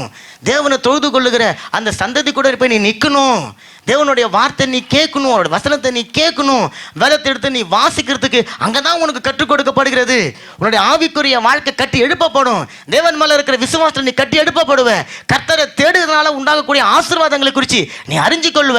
அதனால நீ தேவனுடைய சமூகத்துக்கு வா அப்படின்னு சொல்லி அழைத்து கொண்டு நம்மளுடைய பிள்ளைகளை சபைக்கு கொண்டு வரணும். பாருங்க, அப்போ இங்க ஆபேலுக்கு தன்னுடைய தாய் தகப்பன் பேசுகிற காரியம் எல்லாம் தேவன் மேல விசுவாசத்தை உண்டு பண்ணது. அப்ப நானும் குறைவுகளோடு அவருடைய சமூகத்துக்கு போலாம். என்னுடைய குறைவுகளை அவர் நிறைவாக்குவார். என்னுடையதை எடுத்து நான் அவருக்கு கொடுத்தா அவருடையதுனால என்னை அவர் நிரப்புவார். நான் குறைவுள்ளவன், அவர் நிறைவானவர். அவருக்கு நான் கொடுக்கும் போது என்னுடைய வாழ்க்கை நிறைவாகும். கரங்களை தட்டி. அப்ப கொடுக்கறத குறிச்சு எச்சரிக்கையா இருங்க. எப்படி நீங்க கொடுக்குறீங்க? கிள்ளி கொடுக்குறீங்களா, நீங்க அள்ளி கொடுக்குறீங்களா? இப்போ உங்களுடைய சூழ்நிலைகள் மத்தியில் தேவனுடைய சமூகத்தில் நீங்கள் காத்துன்னு இருக்கிறீங்க. உங்களுடைய தேவைக்காக காத்துன்னு இருக்கிறீங்க. தேவன் உங்களுக்கு எப்படி செய்யணும்னு நீங்கள் எதிர்பார்க்குறீங்க? உங்களுடைய ஜபத்துக்கு 10% பதில் கொடுத்தா போதுமா? உங்கள் ஜபத்துக்கு 50% கொடுத்தா போதுமா? எத்தனை % உங்களுக்கு கொடுக்கணும்? எத்தனை %ங்க? அது சத்தமாக சொல்லுங்க. எத்தனை %ங்க? 100% கொடுக்கணும். அப்போ தேவன் உங்களுக்கு 100% கொடுக்கணும். நான் மட்டும் அவருக்கு எத்தனை % கொடுக்கணும்? எத்தனைங்க? எத்தனை %? சொல்லுங்க சொல்லுங்க, பயப்படாம சொல்லுங்க. 10%. அது பழைய ஏற்பாடு. ஆமென். நான் இயேசு கிறிஸ்துவின் ரத்தத்தினால கழுவப்பட்டிருக்கிற நீதிமானா இருக்கிறேன். 100 கர்த்தருக்கு தான். சொல்லுங்க ஆமென். சொல்லுங்க. என்னுடைய 100 தேவனுக்கு தான் சொந்தம். ஆமென். அப்ப நீங்க தசம பாகம் போடும்பொழுது இந்த கண்ணோட்டத்தில் போடுங்க. காணிக்கை கொடுக்கும்போது இந்த கண்ணோட்டத்தில் போடுங்க. ஊழியக்காரனுக்கு கொடுக்கும்போது இந்த கண்ணோட்டத்தில் கொடுக்கணும். சபைக்கு கொடுக்கும்போது நீ கிள்ளி கொடுத்தீங்கன்னா தேவன் உங்களுக்கு அள்ளி கொடுப்பாரா? ஒன்றும் இல்லை. இப்போ நீங்கள் அம்மா இருக்கிறீங்க, நல்லா சிக்கன் தந்தூரி செஞ்சு வச்சுருக்கிறீங்க. உங்கள் மகன் வந்து ஆசையாக இருக்கிறார், அம்மா எனக்கு கோழி இந்த சிக்கன் தந்தூரி கொடுமா, இருப்பா அப்படின்னு சொல்லிட்டு ஒரே ஒரு ஓரத்தை கிள்ளி ஒரே ஒரு முனையை அவன் டேஸ்ட்டில் வச்சுட்டு எனக்கு ஒரு முத்தி கொடுப்பான்றீங்க. அவன் என்ன பண்ணுவான்? போமா வேறு வேலைன்னு சொல்லிட்டு போயிடுவான். அதே அவனுக்கு நீங்கள் எடுத்து கொடுங்க, சந்தோஷமாக கொடுங்க. ஒரு 4 சாப்பிட்டுட்டு அவர் கட்டி பிடிச்சி முத்தி கொடுத்தாரு வச்சுக்கோங்களேன், அவங்க அம்மாக்கெல்லாம் எப்படி இருக்கும்? ஆண்டவர் அப்படி தாங்க, தேவன் அப்படி தாங்க. தேவனுக்கு எப்போ நீங்கள் கிள்ளி கொடுக்க ஆரம்பிக்கிறீங்களோ அப்போ உங்களுடைய வாழ்க்கை விசுவாசத்தில் தேங்கி நிற்கிறீங்க. ஏன்னா வசனம் சொல்லுது, விசுவாசத்தினால தான் ஆபேல் தன்னுடைய சகோதரனை பார்க்கிலும் மேன்மையான காணிக்கையை தேவனுக்கு கொடுத்தானா. அதனால அவனுக்கு என்னத்தம்மா ஆசீர்வாதம்? நிறைய பேர் சொல்லுவீங்க, அவன் கொடுத்தான் அவனை செத்து போயிட்டான். இல்லை, ஆனால் பைபிள் சொல்லுது அவன் மரித்தும் இன்றைக்கும் பேசப்பட்டு கொண்டு இருக்கிறான். கரங்களை தட்டுங்க, கரங்களை தட்டுங்க, கரங்களை தட்டுங்க, கரங்களை தட்டுங்க. நம்ம செத்து போனாலும் நம்ம செஞ்ச காரியங்கள் பேசப்படணும். தேவனுக்காக உழைத்த காரியங்கள், ஓடின காரியங்கள், பிரயாசப்பட்ட காரியங்கள், இதையெல்லாம் மற்றவர்களால் மறக்கடிக்கப்படாதபடிக்கு தேவன் அதை ஞாபகத்தில் கொண்டு வந்து இருப்பார். ஆமென். அப்போ தேவன் காயின்கிட்ட விசுவாசம் இல்லாமல் வந்த அந்த காணிக்கையை அவர் நிராகரித்தார். அவனுடைய காணிக்கையில் குறைவு கிடையாது. அவன் காணிக்கையில் குறைவு கிடையாது. அவன் காணிக்கை கொடுக்கணும்னு நினைச்ச அந்த நினைப்புல குறைவு கிடையாது. ஆனால் கொடுத்த விதம், கொடுத்த நோக்கம், அதுதான் தப்பு. அப்போ சகோதரனே சகோதரியே, நீங்கள் தேவனுக்கு கொடுக்கும்போது விசுவாசத்தில் நிரம்பி கொடுக்கணும். ஆமென். நான் வச்சுன்னு இருக்கிற எல்லாமே என் தேவனுடையது தான்பா அப்படி என்ற நினைப்பு உங்களுக்கு வந்துச்சுன்னா என்னுடையது எதுங்க? என்னுடையது ஒன்றுமே கிடையாது. நான் எதையும் கொண்டு வரல, நிர்வாணமாக பிறந்தேன், திரும்ப அடக்கம் பண்ணும் போது நிர்வாணமாக போக போகிறேன். இடையில என்னை ஆடையை தைச்சி கொடுத்து, என்னை அலங்கரித்து, அழகு பார்த்து, மேன்மைப்படுத்தி, உயர்வை கொடுத்து, செழிப்பை கொடுத்து, சீரை கொடுத்து வழி நடத்துது என்னுடைய கர்த்தர். கரைகளை தட்டி சொல்லுங்க. அப்போ இன்னைக்கு ஒரு ரகசியத்தை நீங்கள் தெரிஞ்சுக்கொள்ளுங்களேன். நீங்கள் எதையெல்லாம் எனக்கு வேணும், எனக்கு வேணும், எனக்கு வேணும், எனக்கு வேணும்னு சொல்லி வச்சு கொண்டு இருக்கிறீங்களோ அது உங்களுடைய வாழ்க்கையில் உங்களை கையை விட்டு போயிடும். இது உங்களுக்கு அனுபவத்தில் வந்திருக்கா? ஏதாவது எனக்கு எனக்கு மட்டும் எனக்கு மட்டும் எனக்கு மட்டும் எனக்கு மட்டும் தான் நீங்கள் நினச்சி பாருங்களேன், அது உங்கள் கையை விட்டு சீக்கிரம் போயிடும். ஆனால் இது மற்றவங்களுக்கும் பிரயோஜனமாக இருக்கட்டும், இது மற்றவர்களுக்கும் தேவனுக்கு முதல்ல நான் கொடுக்குறேன் அப்படின்னு சொல்லி இங்கே கொடுத்து பாருங்க, அது ஆசீர்வாதமாக இருக்கும். இப்போ ப்ராஸ்பெரிட்டி செழிப்பு, இது பற்றி கேள்விப்பட்டிருக்கீங்களா? செழிப்பு என்னதுங்க? செழிப்புன்னு சொன்னா வேற. ஐஸ்வர்யம் கரெக்டான வார்த்தை. ஆசீர்வாதம் என்னது வந்து பெனடிக்ஷன். பெனடிக்ஷன் சொன்னா ஆசீர்வாதம். ப்ராஸ்பெரிட்டி அப்படின்னு சொன்னா என்ன சொன்னீங்க? ஐஸ்வர்யம். பைபிள் சொல்லுது ப்ராஸ்பெரிட்டி அப்படின்னு சொல்லுது ஒரு போதனை, திருத்துவம் ஒரு போதனை தானே. அதே போல செழிப்பு, ஐஸ்வர்யம் அது வந்து ஒரு போதனை, பணம் அது வந்து ஒரு போதனை. ஆமென். தேவனை ஆராதிக்கிற அவருடைய பிள்ளைங்க நல்ல செழிப்பா ஐஸ்வர்யமா இருக்கணும்னு சொல்லி தேவன் விரும்புகிறாரு. ஆனால் ஒரு சிலருக்கு இந்த வார்த்தையை கேட்டாலே அலர்ஜி ஆகிடும். செழிப்பின் போதனை, ப்ராஸ்பரித்தே போதனை அப்படின்னு சொன்னால் ஏன் அவங்களுக்கு போர் அடிக்குதுன்னு சொன்னால், அந்த பாஸ்டரும் அந்த ஊழியக்காரர் ஒவ்வொரு வாரமும் எந்த வசனம் எடுத்தாலும் அதுக்குள்ளே பணத்தை வச்சுருவார். எந்த ஒரு வசனத்தை எடுத்தாலும், ஆணி கூட தங்கத்தில் அடித்தாங்கன்னு சொல்லிடுவாங்க. இயேசு கிறிஸ்துவோட கையில் அடித்தாங்களா ஆணி, அந்த ஆணியை கூட ஒரு வேளை தங்கத்தில் செய்யப்பட்ட ஆணி, அதனால தான் இயேசு கிறிஸ்து அந்த ஆணிலேருந்து கையை எடுக்கவே இல்லைன்னு கூட சொல்லி போதிக்கலாம். செழிப்பு மனுஷனுடைய வாழ்க்கைக்கு தேவை, செழிப்பு மட்டுமே தேவை கிடையாது. பணம் மனுஷனுடைய வாழ்க்கைக்கு தேவை. பைபிள் பணத்துக்கு விரோதமானது கிடையாது. பணம் தேவனால கொடுக்கப்பட்டது. ஆமேன்னு சொல்லுங்களேன். தேவன் தானே கொடுத்தாரு உங்களுக்கு பணம். யாராவது உழைச்சி சம்பாரிச்சு வாங்கினீங்களா? இல்லை. ஏன்னா அப்போ நீங்கள் உழைக்கிறதுக்கு உங்களுக்கு சரீர ஆரோக்கியம் கொடுத்தது யாருங்க? தேவன் தான் கொடுத்தாரு. அப்போ தேவன் கொடுத்த ஆசீர்வாதம் யாருக்கு சொந்தம்? தேவனுக்கு கொடுத்த ஆசீர்வாதம் தேவனுக்கு தான் சொந்தம். அப்போ தேவனுக்கு கொடுத்த பணமாக இருந்தாலும் சரி, எந்த ஒரு காரியமாக இருந்தாலும் அது தேவனுக்கு தான் சொந்தம். ஆனால் நான் அனுபவிக்கிறதுக்கு மட்டும்தான் எனக்கு உரிமை. என்னதுங்க? அனுபவிக்கிறதுக்கு. நான் அதை பயன்படுத்தலாம், நான் அதை நல்லா சாப்பிடலாம், நல்லா சந்தோஷமாக இருக்கலாம். அப்போ ப்ராஸ்பரித்தை குறித்து ஒரு போதனை இருக்குது. கர்த்தர் சித்தமானால் நம்ம அது ஒரு பெரிய சப்ஜெக்ட், நம்ம அதை ஒரு நாளைக்கு பேசுவோம், சரிங்களா?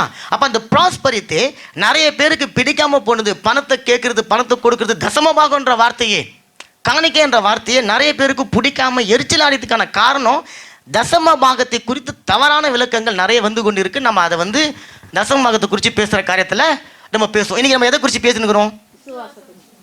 இல்லை இல்லை. எதை குறித்து பேசுகிறோம்? இல்லை. அப்போ செய்தி கேட்கல. எடுத்துன சொன்ன விசுவாசம் கொடுக்கும். கொடுக்கறத பற்றி பேசினுக்கிறோம். காணிக்கையை பற்றியோ பணத்தை குறிச்சே பேசலை, கொடுக்கறத பற்றி பேசினுக்கிறேன். அதில் பணமும் இருக்குது, சரிங்களா? அப்போ நம்ம அதை ஒரு நாளைக்கு பேசுவோம். இப்போ ரோமர் 10:12 எடுத்து நீங்கள் வாசித்து பார்த்தீங்கன்னா, அதில் நம்முடைய தேவன் ஐஸ்வர்ய சம்பன்னர் என்று சொல்லி எழுதப்பட்டிருக்கிறது. நம்முடைய தேவன் எப்படிப்பட்டவங்களா? ஏழையின் தேவன். யாருங்க? இயேசு கிறிஸ்து. யாருங்க? ஏழ்மையானவர். மாட்டுக்கோட்டையில் அன்றைக்கி ஒருத்தர் சொல்கிறாரு, இயேசு கிறிஸ்து மாட்டுக்கோட்டையில் பிறந்தாரு. சொல்கிறாரு, மனுஷகுமாரனுக்கு குருவிக்கு என்ன உண்டா? கூடு உண்டு. நரிக்கு என்னங்க யாருக்கும் தெரியாதா? குருவிக்கு கூடு உண்டு, நரிக்கு குழி உண்டா? மனுஷகுமாரன் தலைசாக இடம் இல்லையா, ரொம்ப ஏழைங்க அப்படின்னு அவங்க சொன்னாங்க. இவர் தான் இயேசு கிறிஸ்து பக்கத்து வீட்டுக்காரு. யாருங்க சொன்னார்? அவர் தான். இயேசு கிறிஸ்து பற்றி இங்கே வசனம் சொல்லுது. அவர் எப்படிப்பட்டவர்களாம்? ஐஸ்வர்ய சம்பன்னு சொல்லப்பட்டுக்குதுங்க. பரலோகத்தை குறித்து ஏதப்படும் எப்படி ஏதப்பட்டுக்குதுங்க? பரலோகத்தில் தார் ரோடுகள் போடப்பட்டு இருக்கு. பரலோகத்தில் குண்டும் குழியமான ரோடுகள் போடப்பட்டு இருக்கு. பிடபிள்யூடி பரிசுத்தவர்கிட்ட சொல்லியிருக்கிறோம். இப்போ தான் அவர் தார் வாங்க போயிருக்க சொல்லப்பட்டுக்குதா? எப்படிங்க இருக்குதுங்க? எதுக்குங்க பரலோகத்தில் தங்க ரோடு?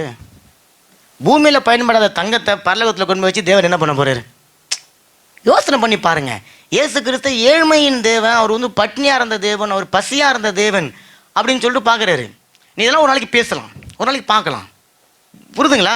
அப்போ இயேசு கிறிஸ்துவ குறித்து பார்க்கும்போது ஒரு ஏழ்மையின் தேவன் கிடையாது. அவர் ஐஸ்வர்ய சம்பன்னர்.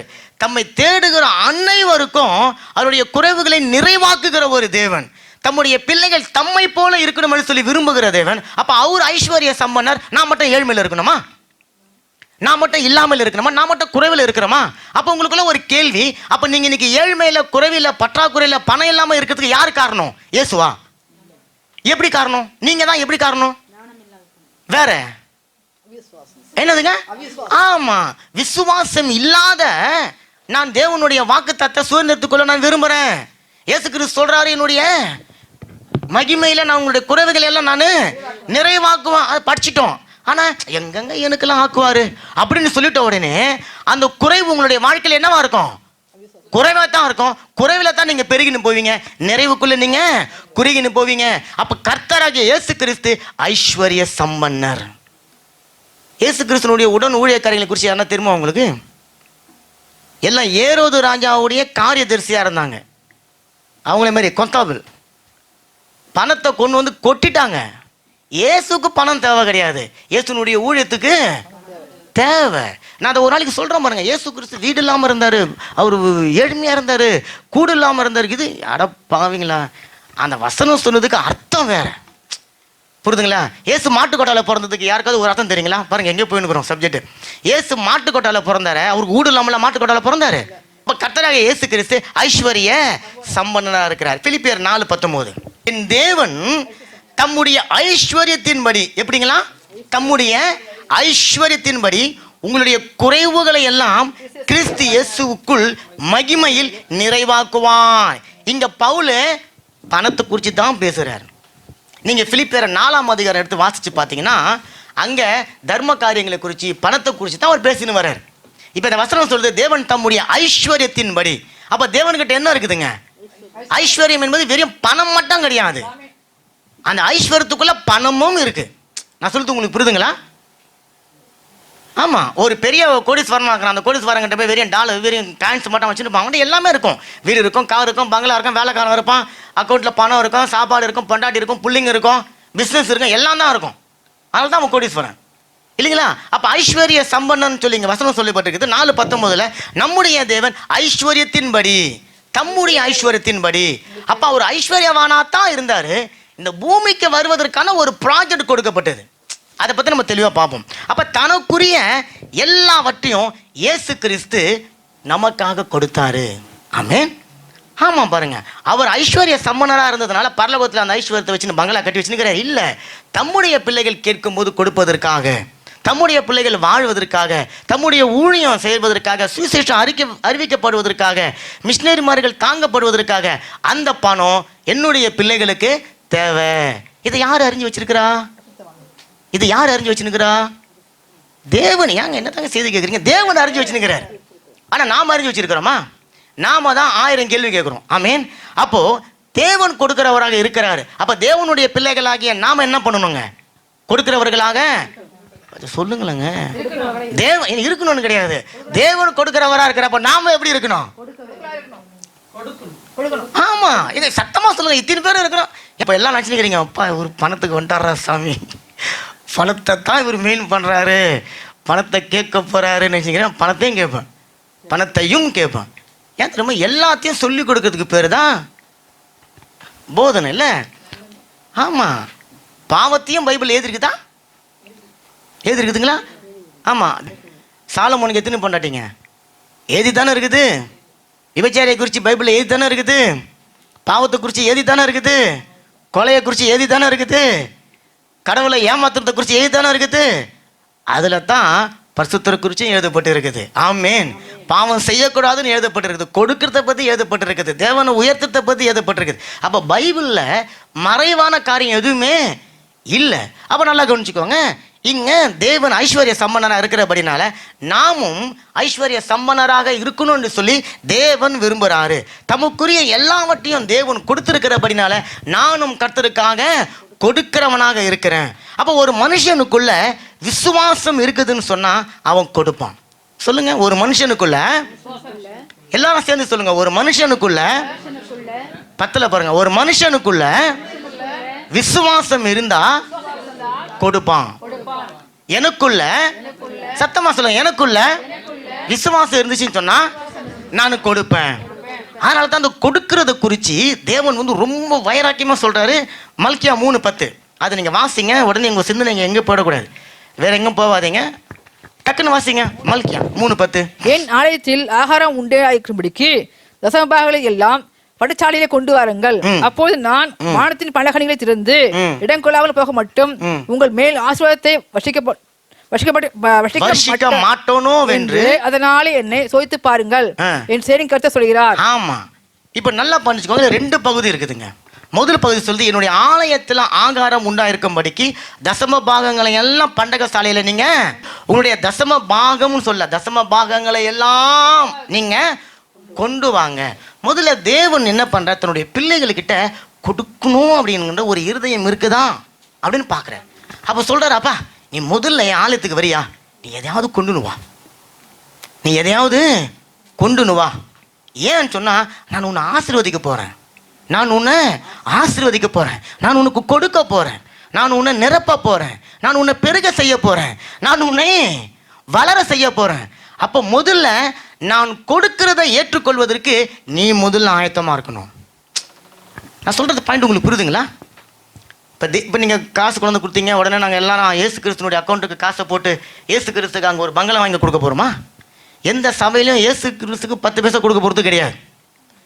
அப்போ அந்த காணிக்கை, அந்த தசமபாகம், இது எல்லாமே முதல்ல தெரிஞ்சுக்கோங்க, வேதம் சொல்லி இருக்கிறது. வேதம் சொல்லுது அதை கொடுக்கணும். முதல் கேள்வி கொடுக்குறோம். ரெண்டாவது, கொடுக்கிறது தான் உங்களுடைய விசுவாசத்தினுடைய ஒரு அளவு என்று சொல்லி தேவன் இங்க சொல்றார். என்ன? நான் உங்களை ஆசீர்வதிக்க போறேன், அதுக்கு முன்னாடி நீ கொடு. புரியுதுங்களா? அப்ப நீங்க ஒன்றை கொடுக்காம தேவனிடத்துல இருந்து நீங்க எதையும் பெற்றுக்கொள்ள முடியாது. பிதாவாகிய தேவனே இயேசு கிறிஸ்துவை கொடுக்காம அங்கேருந்து இறங்கி வந்து எல்லாம் பரிசுத்தமா மாறுங்கப்பா, எல்லாம் நல்லவங்களா மாறிடுங்க, இனிமே யாரும் பாவம் செய்யாதீங்க, நீங்க எல்லாம் பரலோகத்துக்கு வாங்கன்னு சொல்றதுக்கு அவரால் முடியாது. காரணம், பரலோகத்துக்கு மனுஷன் வருவதற்கு தடையாக ஒரு காரியம் இந்த பூமியில இருக்கு. அந்த காரியத்தை எடுத்து போடணும்னு சொன்னா தன்னுடைய சொந்த குமாரன் என்று சொல்லியும் பாராமல் முதல்ல கொடுக்கணும். யார் கொடுத்ததுங்க? யார் கொடுத்தது? தேவன் கொடுத்து சொல்லி காட்டுறாரு. நீ முதல்ல கொடு. நான் முதல்ல கொடுத்தனா நீ எனக்கு கொடு. நீ எனக்கு கொடுக்கும்பொழுது இப்போ நான் ஒரு காரியம் செய்ய போறேன் சொல்றேன். இப்போ வானத்தின் நீங்க கொடுத்தது எவ்வளோங்க? நீங்க கொடுத்தது கிள்ளி கொடுத்துருக்கிறீங்க, கிள்ளி கொடுத்துருக்கிறீங்க. ஆண்டவர் சொல்றாரு, நான் நீங்க கொடுத்ததை நான் திரும்ப கொடுக்க போறது கிடையாது. வானத்தின் பலகணிகளை திறந்து உங்க வீட்டில் நான் கொடுக்க போகிற ஆசீர்வாதத்தை கொண்டு வைக்கிறதுக்கு இடமே பத்தலப்பா என்று சொல்லக்கூடிய அளவுக்கு நான் உங்க மேல ஆசீர்வாதத்தை வர்ஷிக்க பண்ண போறேன். நீங்க முதல்ல நான் அப்படி செய்யறேனா செய்யலையான்னு சொல்லி என்னை டெஸ்ட் பண்ணி பாருங்க. இப்போ இது ஏன் தெரியுங்களா? இந்த வார்த்தையில மட்டும்தான், இந்த வசனத்துல மட்டும்தான் என்னை சோதித்து பாருங்கன்னு சொல்லி தேவன் சொன்னதாக வசனம் இருக்கு. ஒருவேளை வேற எங்கன்னா இருந்தால் எனக்கு ஞாபகப்படுத்துங்க. இங்க சொல்றாரு, அதனால என்ன நீங்க சோதித்து பாருங்க இப்படின்னு சொல்லி எனக்கு தெரிஞ்சு இந்த ஒரு வசனம் மட்டும்தான் இருக்குது. வேற ஒரு வசனம் இருந்தால் நீங்க சொல்லலாம், யார் வேணா நீங்க சொல்லலாம். அப்ப தேவன் இங்க இதை சொல்றது வந்து படுத்துறீங்களா, உங்களை மிரட்டுற மாதிரி சொல்லல. உங்களை இந்த ஜனங்கள் என்னை நம்பவே மாட்டுறாங்களே, என்னை நம்பி அவங்க விசுவாசத்தை வெளிப்படுத்த மாட்டேன்றாங்களே, அப்ப சொல்றாரு, கிஞ்சிற மாதிரி சொல்றாரு, அப்பா நீ கொண்டு வந்து கொடு. நீ கொடுத்ததை நான் உனக்கு திரும்ப கொடுக்காம நான் கொடுக்க போகிற ஆசீர்வாதம் வானத்தின் பலகணிகளை திறந்து நான் கொடுக்க போறேன். அது உங்க வீட்டில் கொண்டு போய் வைக்கிறதுக்கு உனக்கு இடம் போதாது. இதை நீ நம்புனா நம்பு, இல்லைனா நீ வந்து என்ன டெஸ்ட் பண்ணி பாரு. யாராவது நீங்க சொல்லியிருக்கிறீங்களா அந்த மாதிரி? கணவன்கிட்ட மனைவி கிட்ட என்ன நீங்க டெஸ்ட் பண்ணி பாருங்க சொல்லியிருக்கிறீங்களா? யோசனை பண்ணி பாருங்க. இப்போ கணவன் மனைவி உடன்படிக்கை இருக்குதுங்க.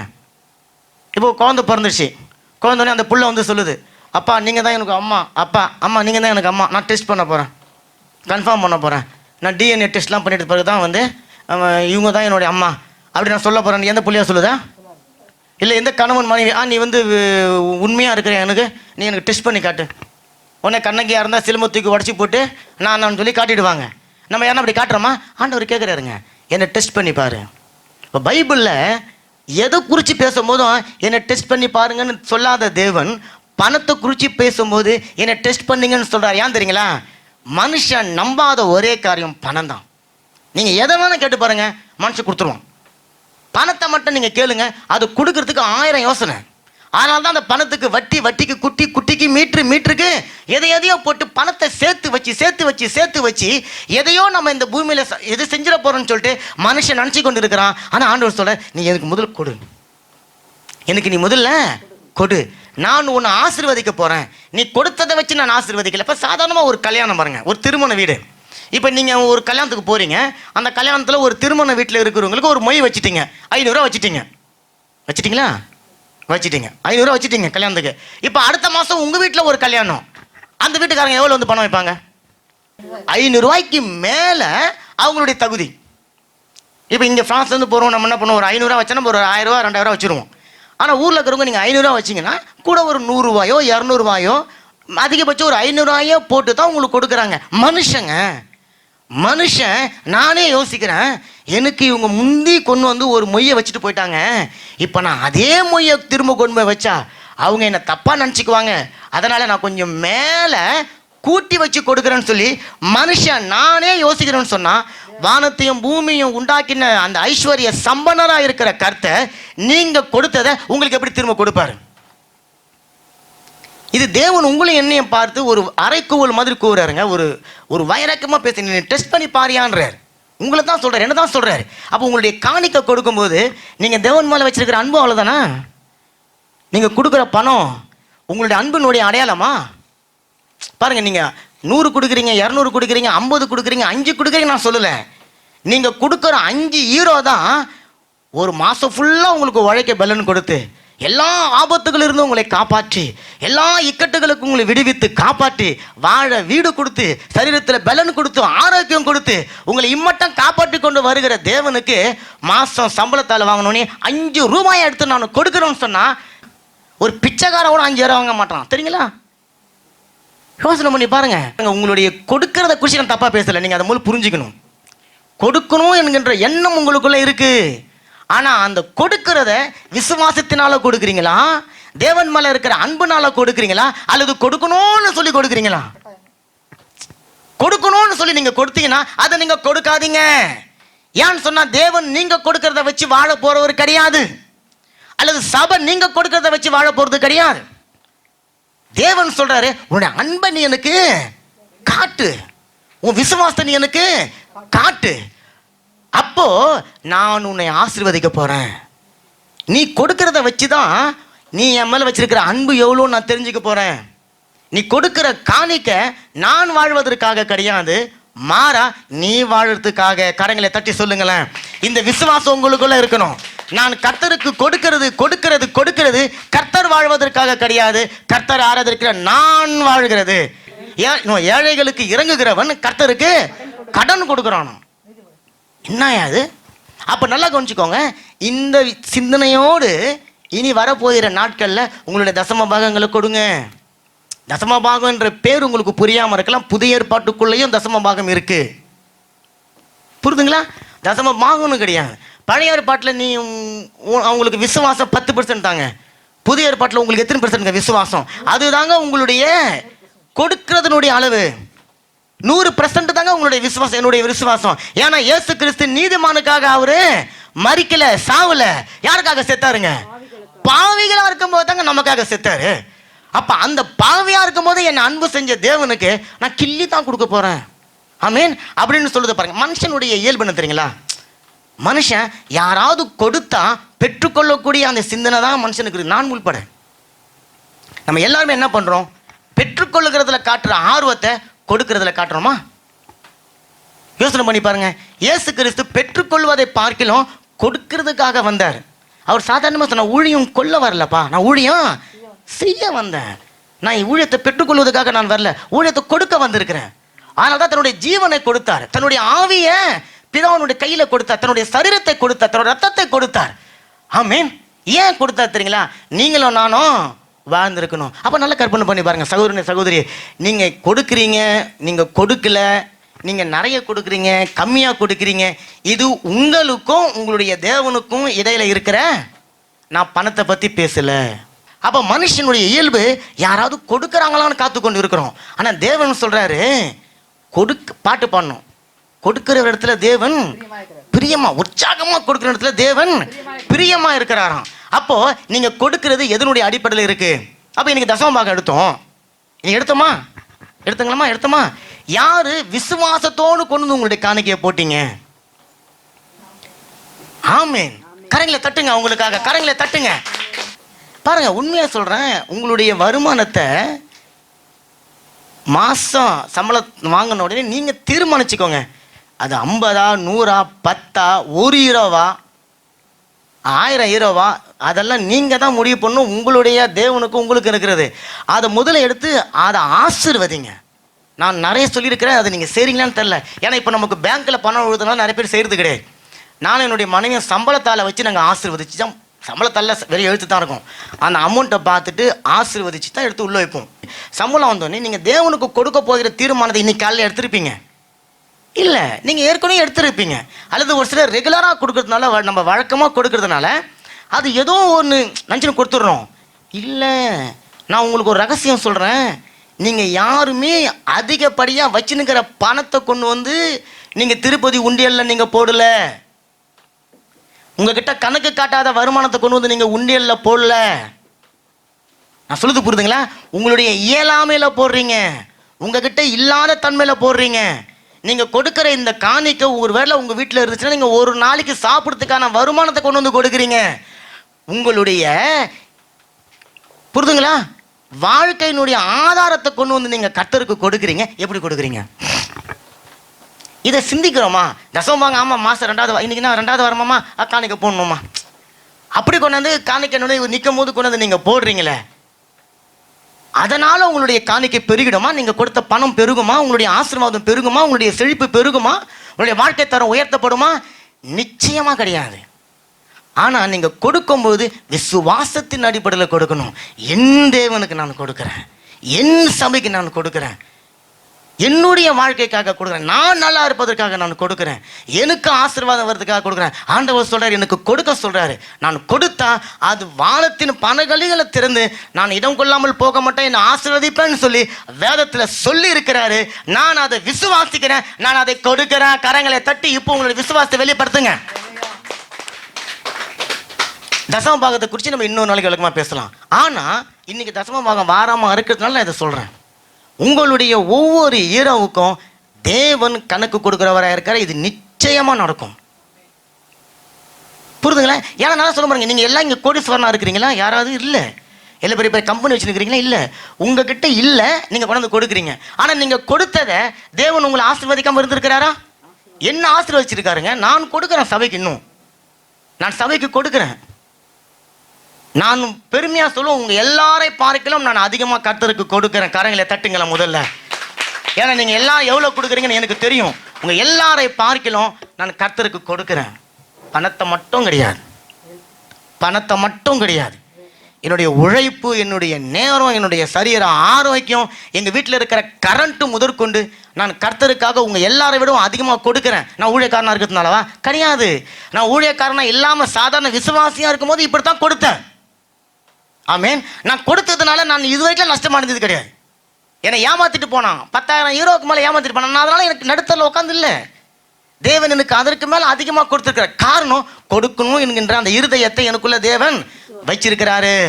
கர்த்தருக்கு நான் கொடுக்கும்பொழுது அதை எனக்கு அவர் பல மடங்கு ஆசீர்வாதமாக அவர் கொடுக்குறாரு. ஆண்டவர் சார் என்னை டெஸ்ட் பண்ணி பாரு. இப்போ நீங்கள் கடைக்கு போகிறீங்க, அந்த டிவி நல்லா ஓடுதா ஓடலையா எப்படி உங்களுக்கு தெரியும்? அந்த விக்ரம் வந்து சொல்லத்தை நம்பி நீங்கள் வாங்குவீங்களா? ஒரு டிவி வாங்க போகிறீங்க, சோனி டிவி 2000 ரூபா அந்த டிவி. நேராக போய் வாங்க போகிறீங்க, அவர் சொல்கிறாரா நல்லா ஓடுங்க, வீட்டுக்கு எடுத்துருவாங்க, படம் சூப்பராக தெரியுங்க, நீங்கள் பார்த்தீங்கன்னா படம் அழகாக தெரியும், அப்படிங்கெல்லாம் பேக் பண்ணுங்கன்னு சொல்லுவீங்களா? என்ன பண்ணுவீங்க? ஆமாம், நீ இல்லை இல்லை இல்லை நீ இரு, ஆன் பண்ணு, இந்த சேனல் ஆன் பண்ணு, அந்த சேனல் ஆன் பண்ணு, இதில் அப்படி தெரியுமா, இதில் எப்படி தெரியுமா, அந்த காரியம் தெரியுமா, இந்த காரியம் தெரியுமா. என்ன பண்ண மாட்டேன், டிவிக்குள்ளே நம்ம போகத்தான் மாட்டோம். மற்றபடி டிவிக்கு வெளியே இருந்து என்னென்னத்தை நோண்டி பார்க்க வேண்டுமோ எல்லாத்தையும் நோண்டி பார்த்துட்டு அந்த டிவி எடுக்க மாட்டோம். ஏன்? அதை நம்ம அழுத்தி பட்டுன்னு லூஸ் ஆகிட்டு இருக்கோம். இப்போ அதேமாதிரி இருக்கிற வேற ஒரு டிவியை எடுத்து நீங்கள் டெஸ்ட் பண்ணி தான் ஒரு பொருளை வாங்குறீங்க. ஆண்டவர் சொல்ல என்ன, நீ டெஸ்ட் பண்ணி பாரு.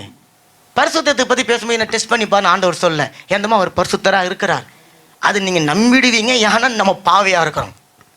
தெரியுதுங்களா? உண்மைத்தனத்துக்கு யாரும் என்னுடைய உண்மைத்தனத்தை சோதித்து பாருங்க சொன்னது கிடையாது. காரணம் நம்ம யாரும் உண்மை இல்லாதவங்க. தேவன் உண்மை உள்ளவர் என்று சொல்லி நம்ம நம்பிடுவோம். ஆனால் பணத்தை பற்றி பேசும்போது மட்டும் நம்மகிட்ட பணம் இருக்குது. என்ன இருக்குதுங்க? பணம் இருக்கு. நல்லா தெரிஞ்சுக்கோங்க, கொடுக்கணும் என்பது உங்களுடைய விசுவாசத்தினுடைய ஒரு பகுதி. ஆமேன். கொடுக்கணும். அப்போ தேவன் எதை கொடுத்தாருன்னு சொல்லி நீங்கள் பார்க்கும்போது உங்களுக்கு தேவனுக்கு கொடுப்பதற்கான வழிகள் திறக்கப்படும். நான் நிறைய சொல்லியிருக்கிறேன். இப்போ நம்ம இந்த பிரான்ஸ் தேசத்துக்கு வர்றதுக்கு உங்கள் அப்பா எங்கள் அப்பா யாராவது போய் சண்டை போட்டோமா? உங்கள் தாத்தா எங்கள் தாத்தா கப்பல் ஏறி வந்து வெள்ளைக்காரனுக்கு விரோதமாக ஜெர்மனுக்காரன் வந்தான், நான் அவளை அடித்தேன், வெட்டினேன், குத்துனேன் அப்படின்னு சொல்லி ஏதாவது செஞ்சோமா? ஏதோ செய்யலை. நம்மளுடைய ஒரு பெரிய ஆசீர்வாதம் என்ன தெரியுங்களா? நம்ம பாண்டிச்சேரியில் பிறந்தது தான். கரங்களை தட்டுங்களேன், கரங்களை தட்டுங்களேன், கரங்களை தட்டுங்களேன். நீங்களும் நானும் பாண்டிச்சேரியில் பிறக்காமல் இருந்தால் அந்த விசா வாங்கிறதுக்கு தண்ணி குடிக்கிறத அது தெரிஞ்சவங்கள தான் தெரியும். தலை கீழே நின்று எவ்வளோ பணத்தை நாயை விட கேவலமா அந்த விசா வாங்கிறதுக்கு. ஆனால் உங்களுக்கு எனக்கு எப்படிங்க கொடுத்தாங்க? லெட்ரு போட்டு வாங்கணும் கூப்பிட்டு கையில் கொடுத்து ஆசீர்வாதம் பண்ணி அனுப்பின காலங்கள் உண்டு. அப்போ நீங்களும் நானும் பாண்டிச்சேரியில் பிறந்த ஒரே ஒரு நோக்கத்துக்காகத்தான். ஒரு சிலருடைய அப்பா அம்மா நிச்சயமாக மிலித்தரில் இருந்திருப்பீங்க, நான் யாரையும் குறை சொல்லலை. ஆனால் நாம் இந்த தேசத்தோட நன்மையை புசிக்கிறதுக்கு நம்ம எதாவது செஞ்சுருக்கிறோமா? அதை நினச்சி பார்த்தாலே கர்த்தருக்கு கொடுக்கணுன்ற எண்ணம் தானே நமக்குள்ளார வந்துடும். நீங்கள் கொடுக்குறீங்க, நீங்கள் கொடுக்குறீங்க. நான் கொடுக்க சொன்ன மேட்டு பணத்தை நான் உயர்த்த சொல்லலை.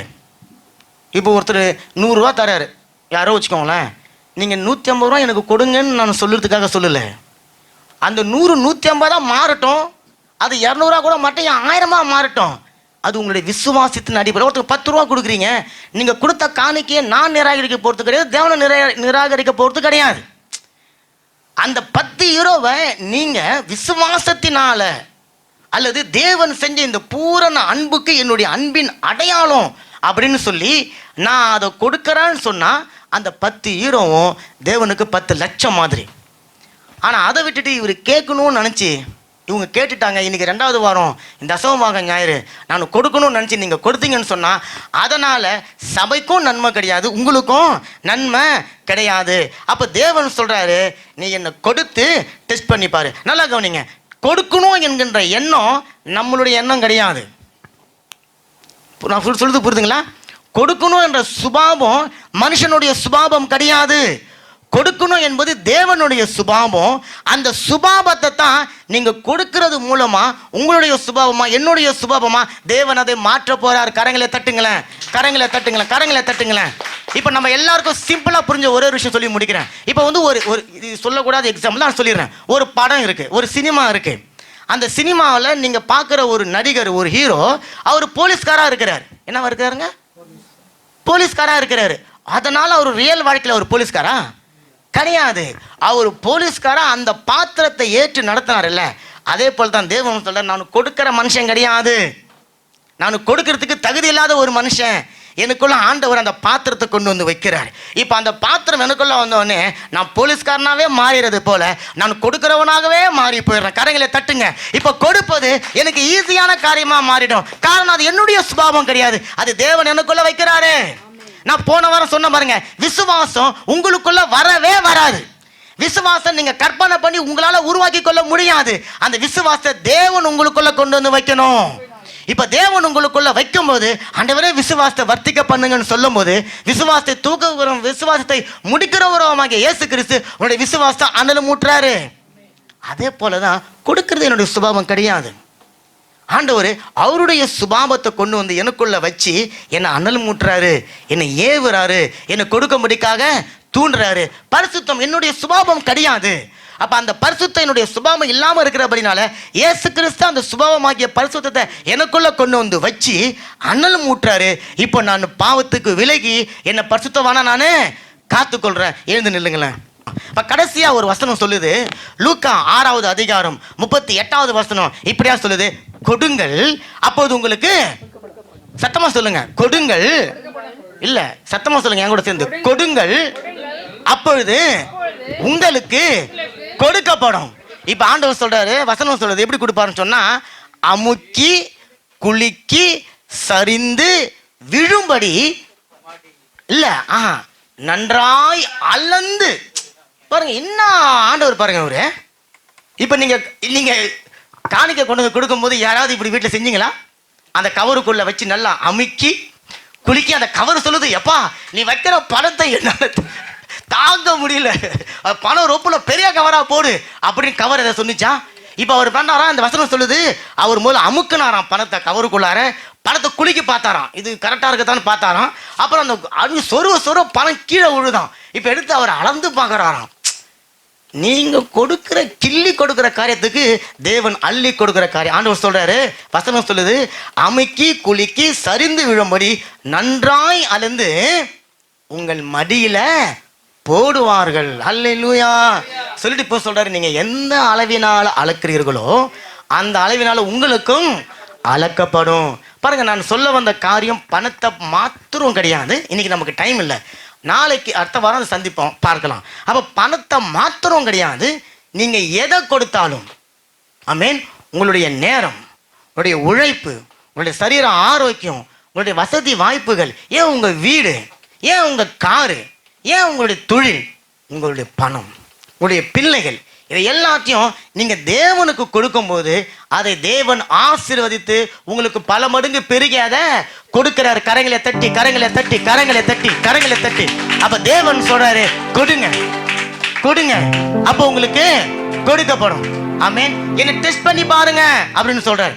அப்ப நீங்க அடுத்த மாதத்திலிருந்து, ஏன் ஒருவேளை இன்றையிலிருந்து நீங்க கொடுக்கும் போது தேவனை டெஸ்ட் பண்ணிட்டு கொண்டு வந்து நீங்க கொடுங்க.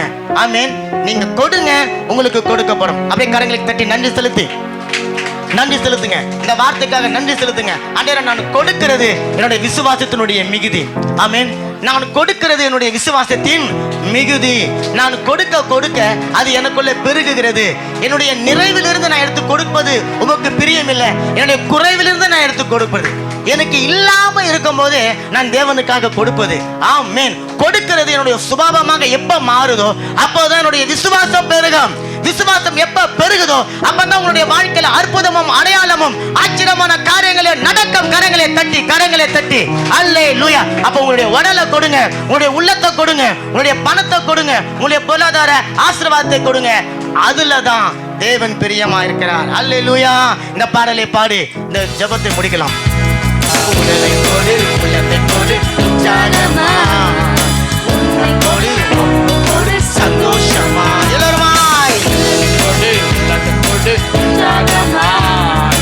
பொன்னை கொடு, ஒப்பு கொடு, சந்தோஷமாய். இதிலே தேவன் பிரியமாய் இருக்கிறார். இதிலே தான் மகிமை அடைகிறார். இதிலே தேவன் பிரியமாய் இருக்கிறார். இதிலே தான் மகிமை அடைகிறார்.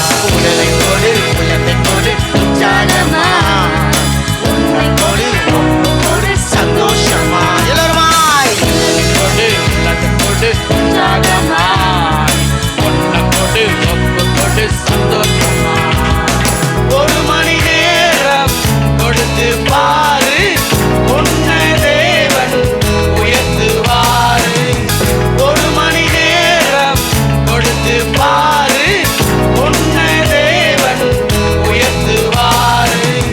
பத்தில் ஒரு பங்கு கொடுத்து பாரு, கடனில்லாமல் நடத்துவாரு.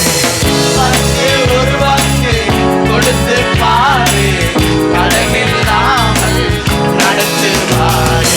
உடலை கொடு, உள்ளத்தை கொடு, உற்சாகமா. ஆமென். பொன்னை கொடு, சகோதரனே, சகோதரியே, உங்க உடம்பையும் உங்க உள்ளத்தையும் உங்களையும் கர்த்தருக்காக கொடுங்க. ஆமென். கொடு, கொடு, நன்றி பாடல், நன்றி பாடல், தினமும் பாடு. நல்ல தேவன் வருவருளோடு. நன்றி பாடல், தினமும் பாடு. நல்ல தேவன் வருவருளோடு. என்ன நடந்தாலும் நன்றி கூறிடு, தீமை நன்மையால் தினமும் வென்று. சொல்லுங்க. என்ன நடந்தாலும் நன்றி கூறிடு, தீமையை நன்மையால் தினமும் வென்றிடு. உடலை கொடு, உள்ளத்தை கொடு, உற்சாகமா. பொன்னை கொடு, ஒப்பு கொடு, சந்தோஷமா. எல்லோருமா சொல்லுவோம். உடலை கொடு, உள்ளத்தை கொடு, உற்சாகமா. ஆமென். ஆமென். பொன்னை கொடு, ஒப்பு கொடு,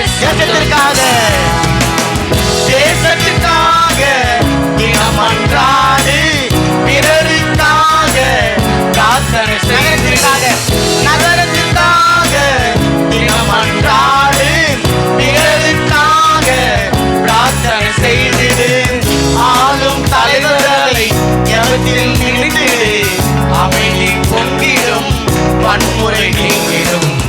ஆளும் தலைவர்களை ஜெபத்தில் நினைத்திடு, அமைதி பொங்கிடும், வன்முறை நீங்க பாருங்க. உடலை கொடு, என்னமா உற்சாகமாய் கரையில தட்டிக்கொண்டு